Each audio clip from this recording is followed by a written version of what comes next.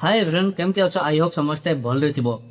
तो आज क्लास रे आमे पढ़िबा भौतिक विज्ञान प्रथम अध्याय बा फर्स्ट चैप्टर रासायनिक प्रतिक्रिया और रासायनिक समीकरण। यही लेक्चर टा एप्रोक्स 2 घंटा पाखापाखि जीव किंतु ए क्लास टी तुम थरे देखीदेला प्रॉपर नोट्स जदि बनै कि प्रॉपर रिविजन करदेव I hope everything will be complete clear with concept clarity.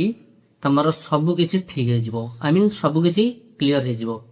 ठीक अच्छे तो यही क्लास टी स्टार्ट करवा पाखरे गोटे नोट एंड गोटे पेन बहुत झाड़ बाहर पाखरे गोटे नोट आउ गोटे पाखरे पेन धर मु जहाँ जहाँ कॉन्सेप्ट पढ़ेबी से गुड़ाक तुम वीडियो को पॉज करके लिखिदेव बट सबुठ बेटर हम तुम क्लास टी पूरा देख तापर एगेन गोटे दिन पर यही क्लास टी देखी देखी तुम नोट कर तो से गुड़ाक तुम अधिक इफेक्टिव रम इच्छा चॉइस इज योर्स तुम जमी कर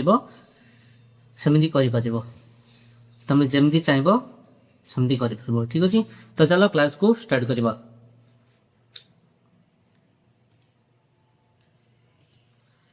तो आमर यहाँ वन शॉट वीडियो। ठीक अच्छे ओके तो फर्स्ट चैप्टर आमर कौन ना रासायनिक प्रतिक्रिया और रासायनिक समीकरण chemical reaction and chemical equation.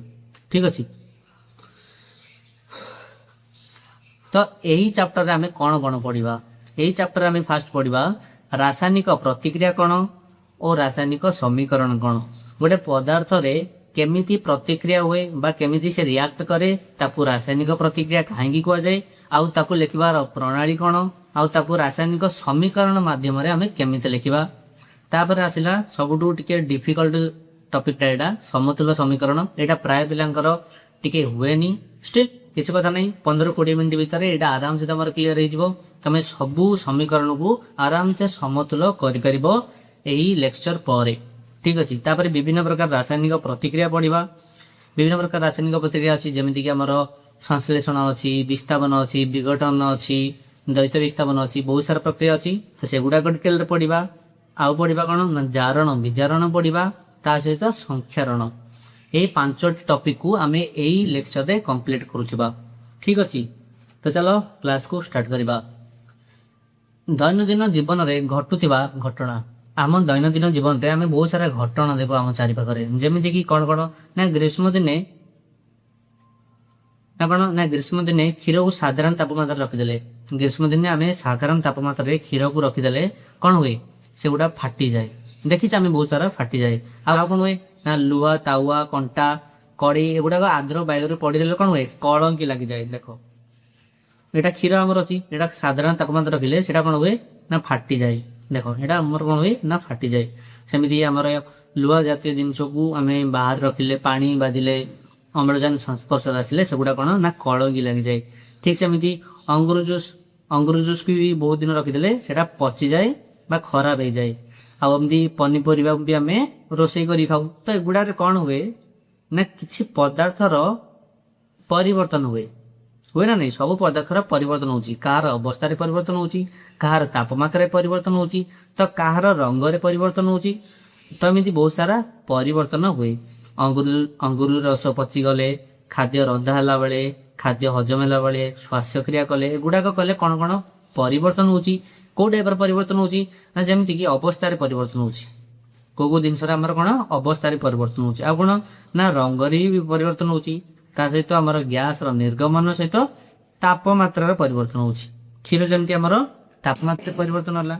ठीक अच्छे से टाइप परिवर्तन आमर होची ग्रेट तो आम जहाँ जहाँ भी उदाहरण देखिले घरे साधारण तापमात्रा रखिले से फाटी जाऊ कि जो आमर कलंक लगी जाऊ अंगुर रस पचिगले जो तार कलर चेंज हो जाता खाद्य रंधा बेले कि खाद्य हजम हेले कि आम श्वासक्रिया कले से जहाँ भी आम देखिले एगुड़ाक कौन हुए ना से पदार्थर किसी परिवर्तन घटिला आ से परिवर्तन जो घटिला से ही रासायनिक परिवर्तन से जो परिवर्तन घटिला से आम रासायनिक परिवर्तन कहू से रासायनिक परिवर्तन को ही रासायनिक प्रतिक्रिया कहुए बुझल गोटे पदार्थ रे रासायनिक परिवर्तन घटिले ही ताको रासायनिक प्रतिक्रिया कहुए आउ ए कौन हुए ना मूल पदार्थर प्रकृति और निजर सत्तार किसी परिवर्तन घटता है मूल पदार्थर कौन हुए तार प्रकृति और तार निजस्व सत्ता ठीक अच्छे निजस्व सत्तार किसी परिवर्तन घटता है कौन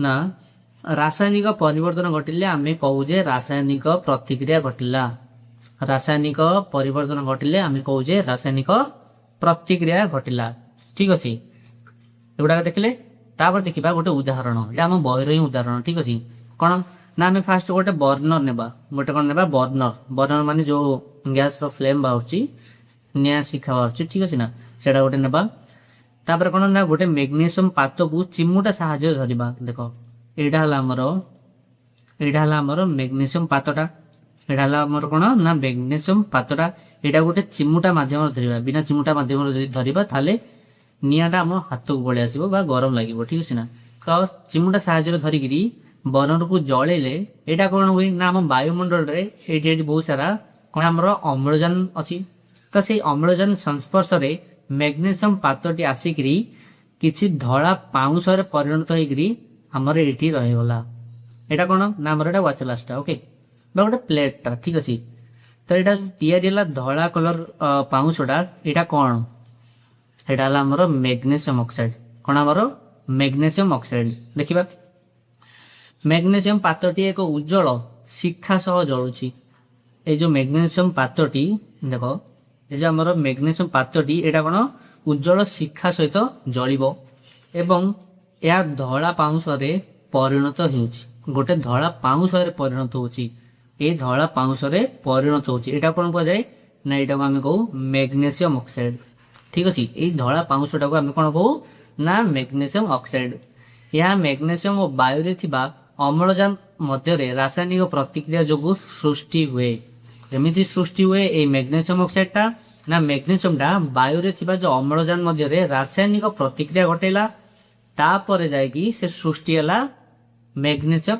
ऑक्साइड ठीक अच्छे किंतु आम जदि जन को यहाँ कहवा जे ए जिनसा एमती आम परीक्षण करते एमती बाहर तो आम थोड़ी ना कहवा जे आम गोटे बर्तन आनिले मैग्नीशियम पातटी से जलैले से गोटे उज्जवल शिखा बाहर से धला पाउंश परिणत है से धला पाउंश को आम मैग्नीशियम ऑक्साइड कह जाए कहीं ना मैग्नीशियम और वायु अम्लजान मध्य रासायनिक प्रतिक्रिया घटला से मैग्नीशियम ऑक्साइडटा सृष्टि है थोड़ी ना एमती कहवा एमती कहले तो समय पड़े समय क्या पाखे न थाए ठीक अच्छे ना एमती कहले समय पड़े आ समय क्या पाखे भी न थाए तो एगुड़ा को आम सरल उपाय सर्टकट्रे केमती कहवा शब्द समीकरण कहवा केमती कहवा ना शब्द समीकरण कहवा ठीक अच्छे एवं रासायनिक प्रतिक्रिया को आम शब्द समीकरण कहवा से जो रासायनिक प्रतिक्रिया घटिला आमर जो मैग्नीशियम पात को जलैले मैग्नीशियम ऑक्साइड बाहर से आम शब्द समीकरण केमती कहवा ना आम कहीपर जे मैग्नीशियमटा क्या संस्पर्श आसला ना ऑक्सीजन संस्पर्श आसला मैग्नीशियमटा क्या संस्पर्श आसला ना ऑक्सीजन संस्पर्श आसला है कि कौन आमको गिफ्ट देला यहाँ गिफ्ट कहते ओके ये तीर चिन्हटा को आम गिफ्ट कहती गिफ्ट देला कौन ना मैग्नीशियम ऑक्साइड कौन देला आमको मैग्नीशियम ऑक्साइड मैग्नीशियम ऑक्सीजन संस्पर्श आसिकी आमको मैग्नीशियम ऑक्साइड देला क्लियर मैग्नीशियम ऑक्सीजन संस्पर्श आसिकी आमको मैग्नीशियम ऑक्साइड देला तो देखो ये जो आमर ए साइड अच्छी बेट आम ए साइड लिखीचे कौन मैग्नीशियम और ऑक्सीजन ठीक अच्छे तो मैग्नीशियम ऑक्सीजन को आम लिखीचे आमर लेफ्ट साइड रे एटा को आम कौन कह जाए ना यहाँ को आम कह जाए प्रतिकारक कौन कह जाए प्रतिकारक एमती भावी दियो जे गोटे छोट मिनी फैक्ट्री अच्छी से फैक्ट्री रे किसी रॉ मटेरियल आसला देन से मेसीन रे पड़ा मेसीन कौन ना गिफ्ट एटा मेसीन मेसीन भीतर को जाकि आमको फाइनल आउटपुट देला बा जो आमको उत्पाद देला यहाँ को उत्पाद कहते से लास्ट आमर जो लास्ट प्रोडक्ट बाहर से उत्पाद कहते ग्रेड तो कौन है मैग्नीशियम और अम्लजान रासायनिक परिवर्तन घटी कौन है ना आमर मैग्नीशियम आउ अम्लजान रासायनिक परिवर्तन घटी से कौन या ना मैग्नीशियम ऑक्साइड सेगुड़ी को कह जाए प्रतिकारक मैग्नीशियम और ऑक्सीजन यही पार्ट को आम कौन कहू ना प्रतिकारक एवं मैग्नीशियम ऑक्साइड जो नूतन पदार्थ रूपे उत्पन्न होती से होची उत्पाद जोड़ा आमर उत्पन्न है मैग्नीशियम ऑक्साइड ताको कौन कह जाए ना उत्पाद बा फाइनल प्रोडक्ट जोड़ा प्रोडक्ट कहती बुझल ग्रेट। नेक्स्ट है एटा तो आम शब्द समीकरण बुझीगले एटा तो आम शब्द समीकरण बुझिले किंतु आम रासायनिक समीकरण रे प्रॉपर केमिति लिखिबा संकेत को यूज करिकी आम संकेत को एथि यूज करछे बिकॉज एटा आउरे सरल हबो छोट होइकी शॉर्टकट रे आउरे लिखा जाय परिबो जेमिति कि देखो प्रतिक्रिया को सरल भाषा और शब्द और संकेत लिखा रासायनिक समीकरण कहुए। प्रॉपर डेफिनेशन है रासायनिक समीकरण क्या कहुए प्रतिक्रिया को सरल भाषा शब्द बा संकेत लिखा रासायनिक समीकरण कहुए। बुझल आमर गोटे प्रतिक्रिया को सरल भाषा शब्द बा संकेत लिखा रासायनिक समीकरण कहुए। बुझल तो गुड़ाक के लिखन देख शब्द समीकरण में प्रतिकारक गुड़िक बाम पार्श्व लिखा जाए जो गुड़ाक प्रतिकारक मुझे कहली र मेटेरियल जो गुड़ाक से गुड़ाक बाम पार्श्व लिखा जाए बा लेफ्ट साइड लिखा जाए और उत्पाद गुड़ी को दक्षिण पार्श्व बा राइट साइड लिखा जाए बिकज से आउटपुट बाहर गिव्स है आमर मेसीन से उत्पाद जोड़ा कि आमर राइट साइड रे लिखा जाए। देख आमर यहाँ गोटे प्रतिकारक मैग्नीशियम O2 ऑक्सीजन यहाँ भी गोटे प्रतिकारक ए दुईटी जाक आमर प्रतिकारक से लेफ्ट साइड रे लिखा यहाँ है आमर गिव्स यहाँ कौन आमर गिव्स बा देला जोटा कि मेसीन कहते आम आउ यहाँ है MgO बा मैग्नीशियम ऑक्साइड यहाँ है आमर फाइनल प्रोडक्ट बा उत्पाद आ कौन ना प्रतिकारक उत्पाद मध्य एक तीर चिन्ह दि जाए देखिले प्रतिकारक आउ उत्पाद मध्य गोटे तीर चिन्ह अच्छी से तीर चिन्ह को देवाक पड़ो तापर कौन ना तीरटी बाम रु डाहाण को होता है तीरटी बाम रु डाहाण को होता है कहीं ना प्रतिकारक रु स्टार्ट होगी सी उत्पाद पर्यंत गला से बाम रु डाहाण को शो होता है ठीक अच्छे आउ कौन ना यह रासायनिक प्रतिक्रियार हाँ दिग निर्देश करे ठीक अच्छे यहाँ कौन निर्देश कर रासायनिक प्रतिक्रियार दिग निर्देश कर रासायनिक प्रतिक्रिया एकाधिक प्रतिकारक थिले सेगुड़िक मध्य युक्त बा प्लस चिन्ह दि जाए गोटे प्लस चिन्ह देकर आम प्रतिकारक गुड़ी लिखू कहीं ना बहुत सारा प्रतिकारक बा बहुत सारा र मेटेरियल प्लस प्लस देकी लिखू आउ सेमती आमर उत्पाद भी बहुत सारा जब उत्पाद बहुत सारा प्रोडक्ट बाहर पड़ो ताले सेगुड़ाक भी आम युक्त चिन्ह देकी लिखा ठीक अच्छे। तो केतरा नियम तुम बुझीगल एगेन एटा को रिपीट करी देख जदि न बुझा पड़ा ठीक अच्छे ग्रेट। तापर आसला सूचकीय रासायनिक समीकरण कौन सूचकीय रासायनिक समीकरण कौन आमे तो देखीदे आम कौ टाइप सर्टकट रे लिखि पार्चे आम एत सारा लिखा दरकार नहीं magnesium plus oxygen gives magnesium oxide एमती शब्द समीकरण लिखा दरकार नहीं आम तार संकेत को भी यूज कर लिखिपर यहाँ जानिले एबे जानिबा सूचकीय रासायनिक समीकरण कौन सूचकीय रासायनिक समीकरण होउचे एक रासायनिक समीकरण यहाँ गोटे रासायनिक समीकरण सूचकीय रासायनिक समीकरण कौन ना गोटे रासायनिक समीकरण जो प्रतिकारक जोटा कि आम कहते रिएक्टेंट यार इंग्लीश जब भी मन रखुत है कहीं तुम प्लस टू भी दरकार पड़ पारे तो दरकार पड़ पारे कौन दरकार पड़ो तो से मन रखुत प्रतिकारक आम रिएक्टेंट को उत्पाद को प्रोडक्ट तो सूचकीय रासायनिक समीकरण कौन ना जो रासायनिक समीकरण रे प्रतिकारक आउ उत्पाद को केवल सूत्र रे लेखा जाए दर्शा जाए ठीक है केवल सूत्र रे दर्शा जाए किंतु यह समतुलित हो न था समतुलित कौन गोटे प्रतिकारक आ उत्पाद प्रतिकारक जितने भी अच्छी दीटा तीन चारिटा पांचटा कि गोटे जितुरा अच्छी प्रतिकारक आ उत्पाद भी जितुरा अच्छी से प्रतिकारक आ उत्पादर वस्तुत्व सामान थी परमाणु संख्या सामान थी जमीक देख ये आमर Mg रे बा आमर मैग्नीशियम रे केतरा परमाणु अच्छी गोटे एपटे केतरा अच्छी एपटे भी आमर गोटे ही अच्छी तो यहाँ सामान अच्छी से भली आमर O2 एपटे केतरा अच्छी ना O2 बा ऑक्सीजन आमर दीटा परमाणु अच्छी बट एपटे केतरा अच्छी एपटे आमर गोटे अच्छी तो एपटे टोटाल केतरा तीन टा होगला आ एपटे केतरा अच्छी ना दीटा होगला से आमर यहाँ असमतुलित होगला समतुलित है तो समतुलित केमिति करबा सेटा भी आम आगु देखा जोटा कि मु कहली समतुल समीकरण रे ठीक अच्छे यहाँ आम आगु देखा एवं पढ़ा वस्तुत्व संरक्षण नियम बा लॉ ऑफ कंजर्वेशन ऑफ मास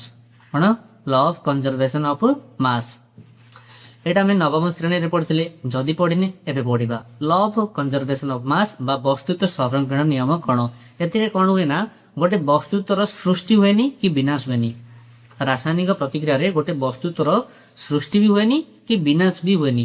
ଏଇଟାକୁ ବସ୍ତୁତ୍ୱ ସଂରକ୍ଷଣ ନିୟମ କୁହାଯାଏ। ଦେଖ ପଢିବା, ଏହି ନିୟମାନୁସାରେ କୌଣସି ରାସାୟନିକ ପ୍ରତିକ୍ରିୟାରେ ବସ୍ତୁର ସୃଷ୍ଟି କିମ୍ବା ବିନାଶ ଘଟେ ନାହିଁ। କୌଣସି ରାସାୟନିକ ପ୍ରତିକ୍ରିୟାରେ ବସ୍ତୁର ସୃଷ୍ଟି ବି ହୁଏନି କିମ୍ବା ବସ୍ତୁର ବିନାଶ ବି ଘଟେନି। ଦେଖ, ଯାହାର ସୃଷ୍ଟି ନାହିଁ ତାର ବିନାଶ ବି ନାହିଁ। ଭଗବାନଙ୍କର ସୃଷ୍ଟି ବି ହେଇନି, ସେଥିପାଇଁ ଭଗବାନଙ୍କର ବିନାଶ ବି ହବନି। ଆମମାନଙ୍କର ସୃଷ୍ଟି ହେଇଛି ଆଉ ଆମମାନେ ବିନାଶ ବି ହେବା। ଆମମାନଙ୍କର ଜନ୍ମ ବି ହେଇଛି, ଆମମାନେ ମୃତ୍ୟୁ ବି କରିବା। ଅର୍ଥାତ୍ କୌଣସି ରାସାୟନିକ ପ୍ରତିକ୍ରିୟାରେ ଉତ୍ପାଦରେ ଥିବା ମୌଳିକ ଗୁଡ଼ିକର ମୋଟ ବସ୍ତୁତ୍ୱ ପ୍ରତିକାରରେ ଥିବା ମୌଳିକ ଗୁଡ଼ିକର ମୋଟ ବସ୍ତୁତ୍ୱ ସହିତ ସଦା ସର୍ବଦା ସମାନ ରହିବ। ଆମର କ'ଣ ବସ୍ତୁତ୍ୱ ସଂରକ୍ଷଣ ନିୟମରେ ଗୋଟେ ନିୟମ ଅଛି କ'ଣ ନା, ରାସାୟନିକ ପ୍ରତିକ୍ରିୟାରେ ପ୍ରତିକାରକରେ ବା ପ୍ରତିକାରକ କ'ଣ ନା ରିଆକ୍ଟାଣ୍ଟରେ ଯେତେଟା ଆମର ତାହାର ବସ୍ତୁତ୍ୱ ଯେତିକି, ରିଆକ୍ଟାଣ୍ଟ ବା ପ୍ରତିକାରକର ବସ୍ତୁତ୍ୱ ଯେତିକି ଆମର ଉତ୍ପାଦର ବସ୍ତୁତ୍ୱ ସମାନ ରହିବ। ଯେମିତିକି ଦେଖ, ଏପଟେ ଯେତିକି ରହିବ ପ୍ରତିକାରକରେ ଉତ୍ପାଦରେ ସେତିକି ରହିବ। ଯେମିତି ଗୋଟେ ନିକିତି ଟାଇପର, ଠିକ ଅଛି। ଆମକୁ ଯେମିତି ଦୋକାନରେ ଦିଅନ୍ତି ନା ନିକିତିରେ ମାପିକି ଦୁଇ ପଟ ଯା ସମାନ, ଠିକ ସେଇଭଳି ବସ୍ତୁତ୍ୱ ସଂରକ୍ଷଣ ନିୟମରେ ରାସାୟନିକ ପ୍ରତିକ୍ରିୟାରେ ଉତ୍ପାଦରେ ଥିବା ମୌଳିକର ମୋଟ ବସ୍ତୁତ୍ୱ ପ୍ରତିକାରରେ ଥିବା ମୌଳିକ ଗୁଡ଼ିକର ମୋଟ ବସ୍ତୁତ୍ୱ ସହିତ ପୁରାପୁରି ସମାନ ଥିବ। ଠିକ ଅଛି। ଆଉ କ'ଣ ନା ଅନ୍ୟ ପ୍ରକାରରେ କହିଲେ ପ୍ରତ୍ୟେକ ମୌଳିକର ପରମାଣୁ ଗୁଡ଼ିକର ସଂଖ୍ୟା, ପ୍ରତ୍ୟେକ ମୌଳିକର ପ୍ରତିକାରକ ହଉ କି ଉତ୍ପାଦ ହଉ ଦୁଇଟି ଯାକର ମୌଳିକର ସଂଖ୍ୟା ରାସାୟନିକ ପ୍ରତିକ୍ରିୟା ପୂର୍ବରୁ ଓ ରାସାୟନିକ ପ୍ରତିକ୍ରିୟା ପରେ ସମାନ ହିଁ ରହିବ। ସେ ରାସାୟନିକ ପ୍ରତିକ୍ରିୟାଟା ହେବା ପୂର୍ବରୁ ବି ସମାନ ଥିବ, ରାସାୟନିକ ପ୍ରତିକ୍ରିୟା ହେବା ପରେ ବି ସେଇ ଦୁଇ ମୌଳିକ କାହାର ନା ପ୍ରତିକାରରେ ଥିବା ସମସ୍ତ ମୌଳିକ ଓ ଉତ୍ପାଦରେ ଥିବା ସମସ୍ତ ମୌଳିକର ପରମାଣୁ ସଂଖ୍ୟା ସମାନ ଥିବ। ସେ ରାସାୟନିକ ପ୍ରତିକ୍ରିୟା ହେବା ପୂର୍ବରୁ ବି ରାସାୟନିକ ପ୍ରତିକ୍ରିୟା ହେବା ପରେ ବି। ତେଣୁ ଆମକୁ ସୂଚନାତ୍ମକ ରାସାୟନିକ ସମୀକରଣକୁ ସମତୁଲ କରିବାକୁ ପଡିବ। ଠିକ ଅଛି ନା। ମାନେ କ'ଣ ସୂଚନାତ୍ମକ ସମୀକରଣ ଦେଖିଲେ ଏଇଠି କ'ଣ ହୁଏ ନା Mg ଆଉ O2 ଯୋଉ ଆମର ମ୍ୟାଗ୍ନେସିୟମ ଆଉ ଆମର ଅକ୍ସିଜେନ ଏଇଟା ସମାନ ଅଛି କି? ସମାନ ନାହିଁ। ଏଇଟା କେବଳ ସୂଚାଇ ଦେଇଛି, ଇରୋଚିନ ମାଧ୍ୟମରେ ସୂଚାଇ ଦିଆଯାଇଛି ଯେ ମ୍ୟାଗ୍ନେସିୟମ ଆଉ ଅକ୍ସିଜେନ ମିଶିକି ମ୍ୟାଗ୍ନେସିୟମ ଅକ୍ସାଇଡ କ୍ରିଏଟ କଲା, କିନ୍ତୁ ଏଇଟା ସମତୁଲିତ ହେଇନଥିଲା। ସେଥିପାଇଁ ଆମକୁ ବସ୍ତୁତ୍ୱ ସଂରକ୍ଷଣ ନିୟମ ଅନୁସାରେ ଏଇଟାକୁ ସମତୁଲ କରିବାକୁ ପଡିବ। ଠିକ ଅଛି, ଗ୍ରେଟ୍। ତ ଏବେ ପଢିବା the most important topic represents the most interesting and entertaining character DJ ନାଇଁ ମାନେ ସମତୁଲ ରାସାୟନିକ ସମୀକରଣ। Okay, great. ତ ସମତୁଲ ରାସାୟନିକ ସମୀକରଣ ଏମିତି ଗୋଟେ ଟପିକ ଯୋଉଠି ପ୍ରାୟ ପିଲାଙ୍କର ଡାଉଟ ରହିଯାଏ। ଏବେ 15 ମିନିଟ୍ ପରେ କି 20 ମିନିଟ୍ ପରେ ତମର କିଛି ବି ଡାଉଟ ରହିବନି କେମିତି ଗୋଟେ ଅସମତୁଲ ରାସାୟନିକ ସମୀକରଣକୁ ସମତୁଲ କରାଯାଏ। ତମର ପୁରା ଡାଉଟ କ୍ଲିୟର ହେଇଯିବ। ଠିକ ଅଛି। ଦେଖ, ଫାର୍ଷ୍ଟ ଆମେ ଗୋଟେ ଉଦାହରଣ ନେବା, ସେଇ ଉଦାହରଣ ନେଇକି ଆମେ ସେଇଟାକୁ ସମତୁଲ କରିବା। ଗୋଟେ ଅସମତୁଲ ସମୀକରଣ ନେବା, ସେଇଟାକୁ କେମିତି ସମୀକରଣ କରିବା, କେତେଟା ଷ୍ଟେପରେ କରିବା ସେଗୁଡା ଦେଖିବା। ଆମେ ମେନଲି 7ଟା ଷ୍ଟେପରେ ଗୋଟେ ଅସମତୁଲ ସମୀକରଣକୁ ପୁରା କମ୍ପ୍ଲିଟଲି ସମତୁଲ ରାସାୟନିକ ସମୀକରଣରେ କନଭର୍ଟ କରିଦଉଛେ। ଠିକ ଅଛି। ତ ସେଗୁଡା କ'ଣ ଚାଲ ଦେଖିବା। ଏଇଟା ହେଲା ଗୋଟେ ଏକ୍ସାମ୍ପଲ, ଏଇଟା ଗୋଟେ ଏକ୍ସାମ୍ପଲ। ଫାର୍ଷ୍ଟ ଆମେ ଦେଖିବା ଯେ ଏଇ ଯୋଉ ସମୀକରଣଟି ଆମର ସମତୁଲିତ ଅଛି ନା ଅସମତୁଲିତ ଅଛି। ସମତୁଲିତ ଯଦି ଆଗରୁ ଥିବ ତାହେଲେ ଆମେ ସେଇଟା କରିବା କ'ଣ ପାଇଁ? ତ ଦେଖ, ଏଇଟା ହେଲା ଆମର କ'ଣ ଏଫି। ଏଫି କାହାର ସଂକେତ? ଏଫି କାହାର ସଂକେତ? ଏଫିଟା ହେଲା ଆମର ଆଇରନର ସଂକେତ। କାହାର? ଆଇରନର। ଯୋଉମାନଙ୍କୁ ଏଗୁଡାକ ସଂକେତ କୋଉ ମୌଳିକର କୋଉ ସଂକେତ ଜଣା ନାହିଁ ସେମାନେ ଗୁଗଲ ଯାଇକି ଆରାମସେ ସେଗୁଡିକୁ ବାହାର କରିପାରିବ।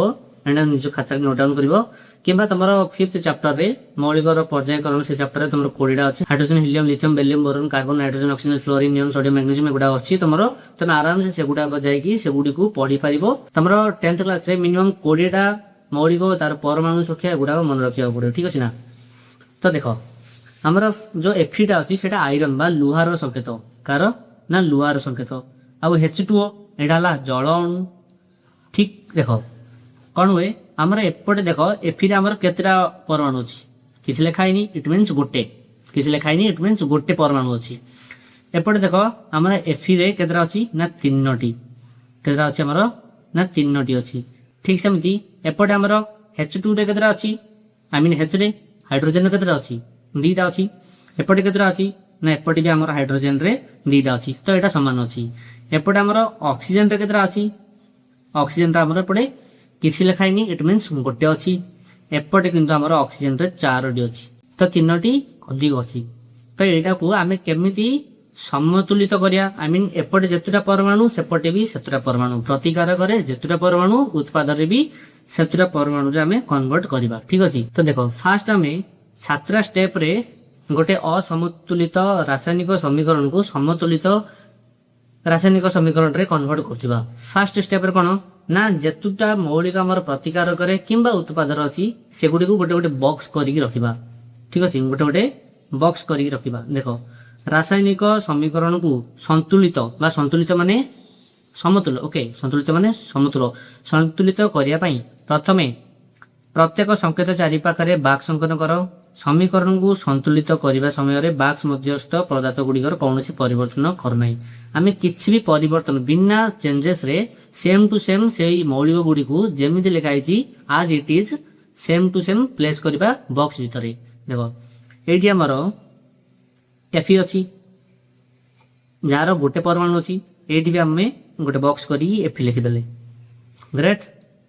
ଦେନ୍ କ'ଣ ନା ଏଇଠି H2O ଅଛି ବା ଜଳ ଅଣୁ ଏଇଠି ବି ଆମେ H2O ଲିଖିଦେଲେ ଠିକ ଅଛି। ସେମିତି ଗିପ୍ସ ଦେଇଦେଲେ ଏଇଠି ବି ଗିପ୍ସ ଦେଇଦେଲେ। ଦେନ୍ ଆଉ ଗୋଟେ ବକ୍ସ କରିକି Fe3O4 ଲେଖାଇছে ଏଇଠି ବି ଆମେ Fe3O4 ଲେଖିଦେଲେ। ଆଉ ରହିଲା କ'ଣ ପ୍ଲସ୍ H2 ଏଇଠି ବି ପ୍ଲସ୍ କରିକି H2 ଲେଖିଦେଲେ। ଫାର୍ଷ୍ଟ ଷ୍ଟେପ୍ ଆମର ଏଇଟା ଥିଲା। କ'ଣ ଥିଲା ନା ପ୍ରତିକାରକ କିମ୍ବା ଉତ୍ପାଦ ଯୋଉଠି ବି ଯେତେଟା ମୌଳିକ ଅଛି ସେଗୁଡ଼ିକୁ ଗୋଟେ ଗୋଟେ ବକ୍ସ କରିକି ବକ୍ସ ଭିତରେ ପ୍ଲେସ୍ କରିବା ଠିକ ଅଛି ନା। ନେକ୍ସଟ ହେଲା ଆମର ଷ୍ଟେପ୍ 2।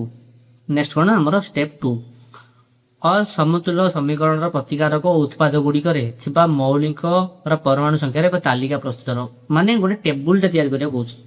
ପ୍ରତିକାରକ ଓ ଉତ୍ପାଦ ସେଇ ଦି ପଟର ସମସ୍ତ ମୌଳିକର କୋଉ ପଟେ କେତେଟା ପରମାଣୁ ଅଛି ସେଗୁଡାକର ଗୋଟେ ତାଲିକା ପ୍ରସ୍ତୁତ କରିବାକୁ କହୁଛି। ଦେଖ ମୌଳିକ ଆମ ଟୋଟାଲ ମୌଳିକ କେତେଟା ବ୍ୟବହାର ଅଛି ଦେଖ ଆମର ଟୋଟାଲ ମୌଳିକ କେତେଟା ଅଛି ନା ଗୋଟେ ହେଲା ଲୁହା ବା Fe ଆଉ ଗୋଟେ ହେଲା କ'ଣ ନା H ଆଉ ଗୋଟେ ହେଲା କ'ଣ ନା O ଏପଟେ ତିନିଟା ଅଛି ଏପଟେ ବି ସେଇ ତିନିଟା ଅଛି Fe ଆଉ O ଆଉ H ଠିକ ଅଛି।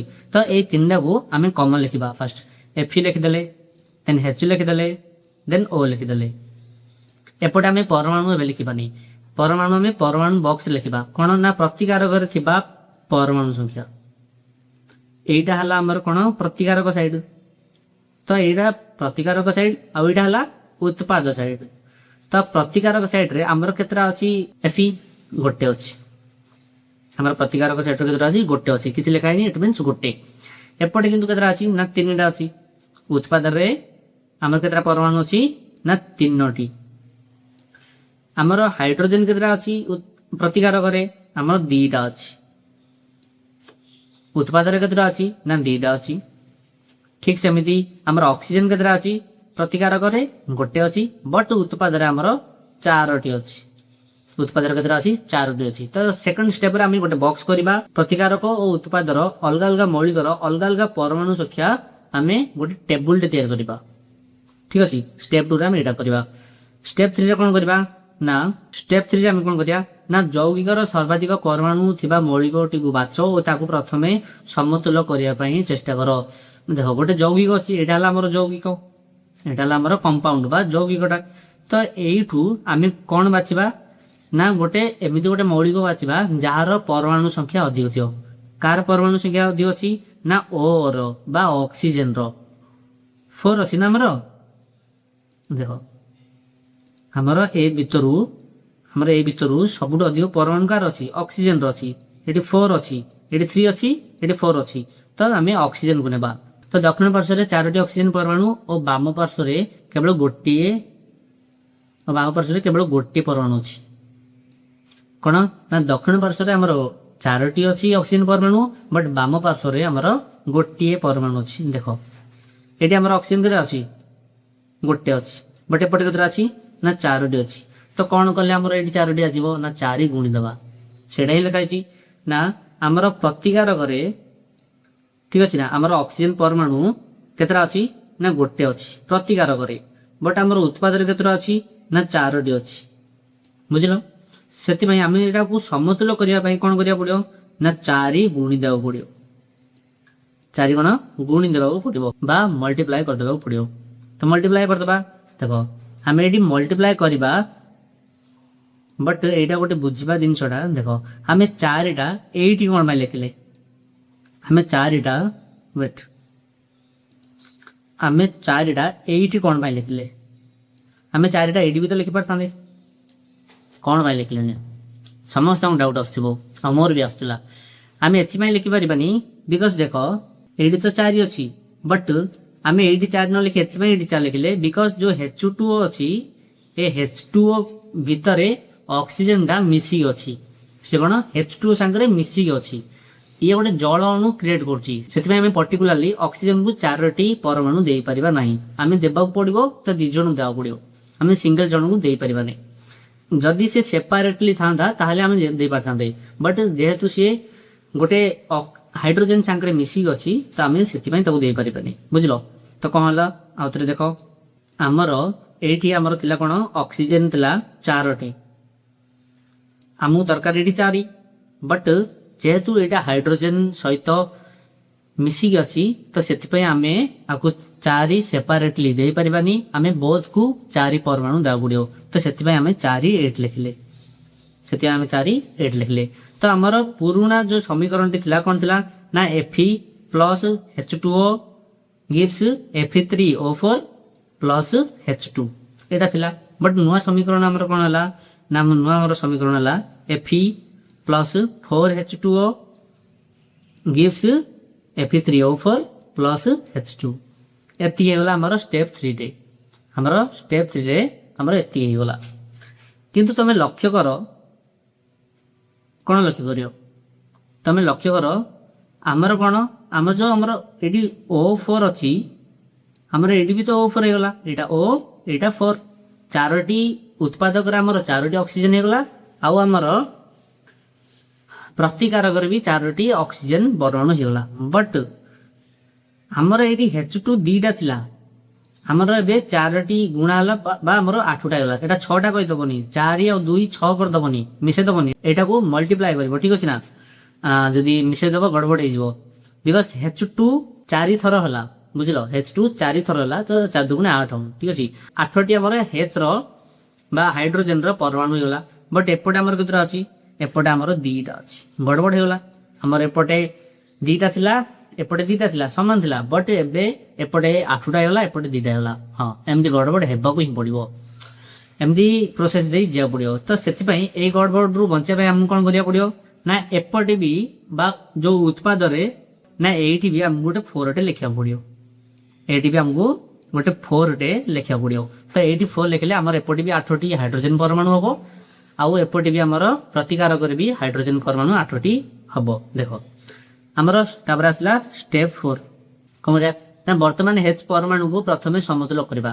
हम फर्स्ट पे H परमाणु को समतुल करबा केमदी ना देखो हमर कोन आइसला लास्ट समीकरण रे ना Fe प्लस 4H2O Fe आउ 4H2O गिव्स दला Fe3O4 आउ H2 एमिति थिला नै तो जेहेतु हम देखिले हमर प्रतिकारक रे एबे 8टी हे जायछि एपटे 4 एपटे 2 4 दुगुणे 8टी हे जायछि आ हमर उत्पाद रे केतरा अछि ना हमर 2टी अछि उत्पाद रे केतरा अछि ना 2टा ही अछि एटा समतुल करिया पई हमको 8 जोड़ा प्रतिकारक अछि सेमिति ही हमको उत्पाद रे करिया पड़ियो तो हमको 4 आउतरे गुणिया पड़ियो ठीक अछि हम गुणि देबा एडी आउतरे 4 लिख देबा एले 4 एडी 2 4 दुगुणे 8 एपटे भी 4 दुगुणे 8 तो एबे हमर फाइनल आउटपुट कोन बाला ना हमर ऑक्सीजन भी 4टा हे गला एपटे 4टा सेपटे 4टा उत्पाद रे 4टा प्रतिकारक 4टा आ हाइड्रोजन परमाणु भी एपटे 8टा सेपटे 8टा हे गला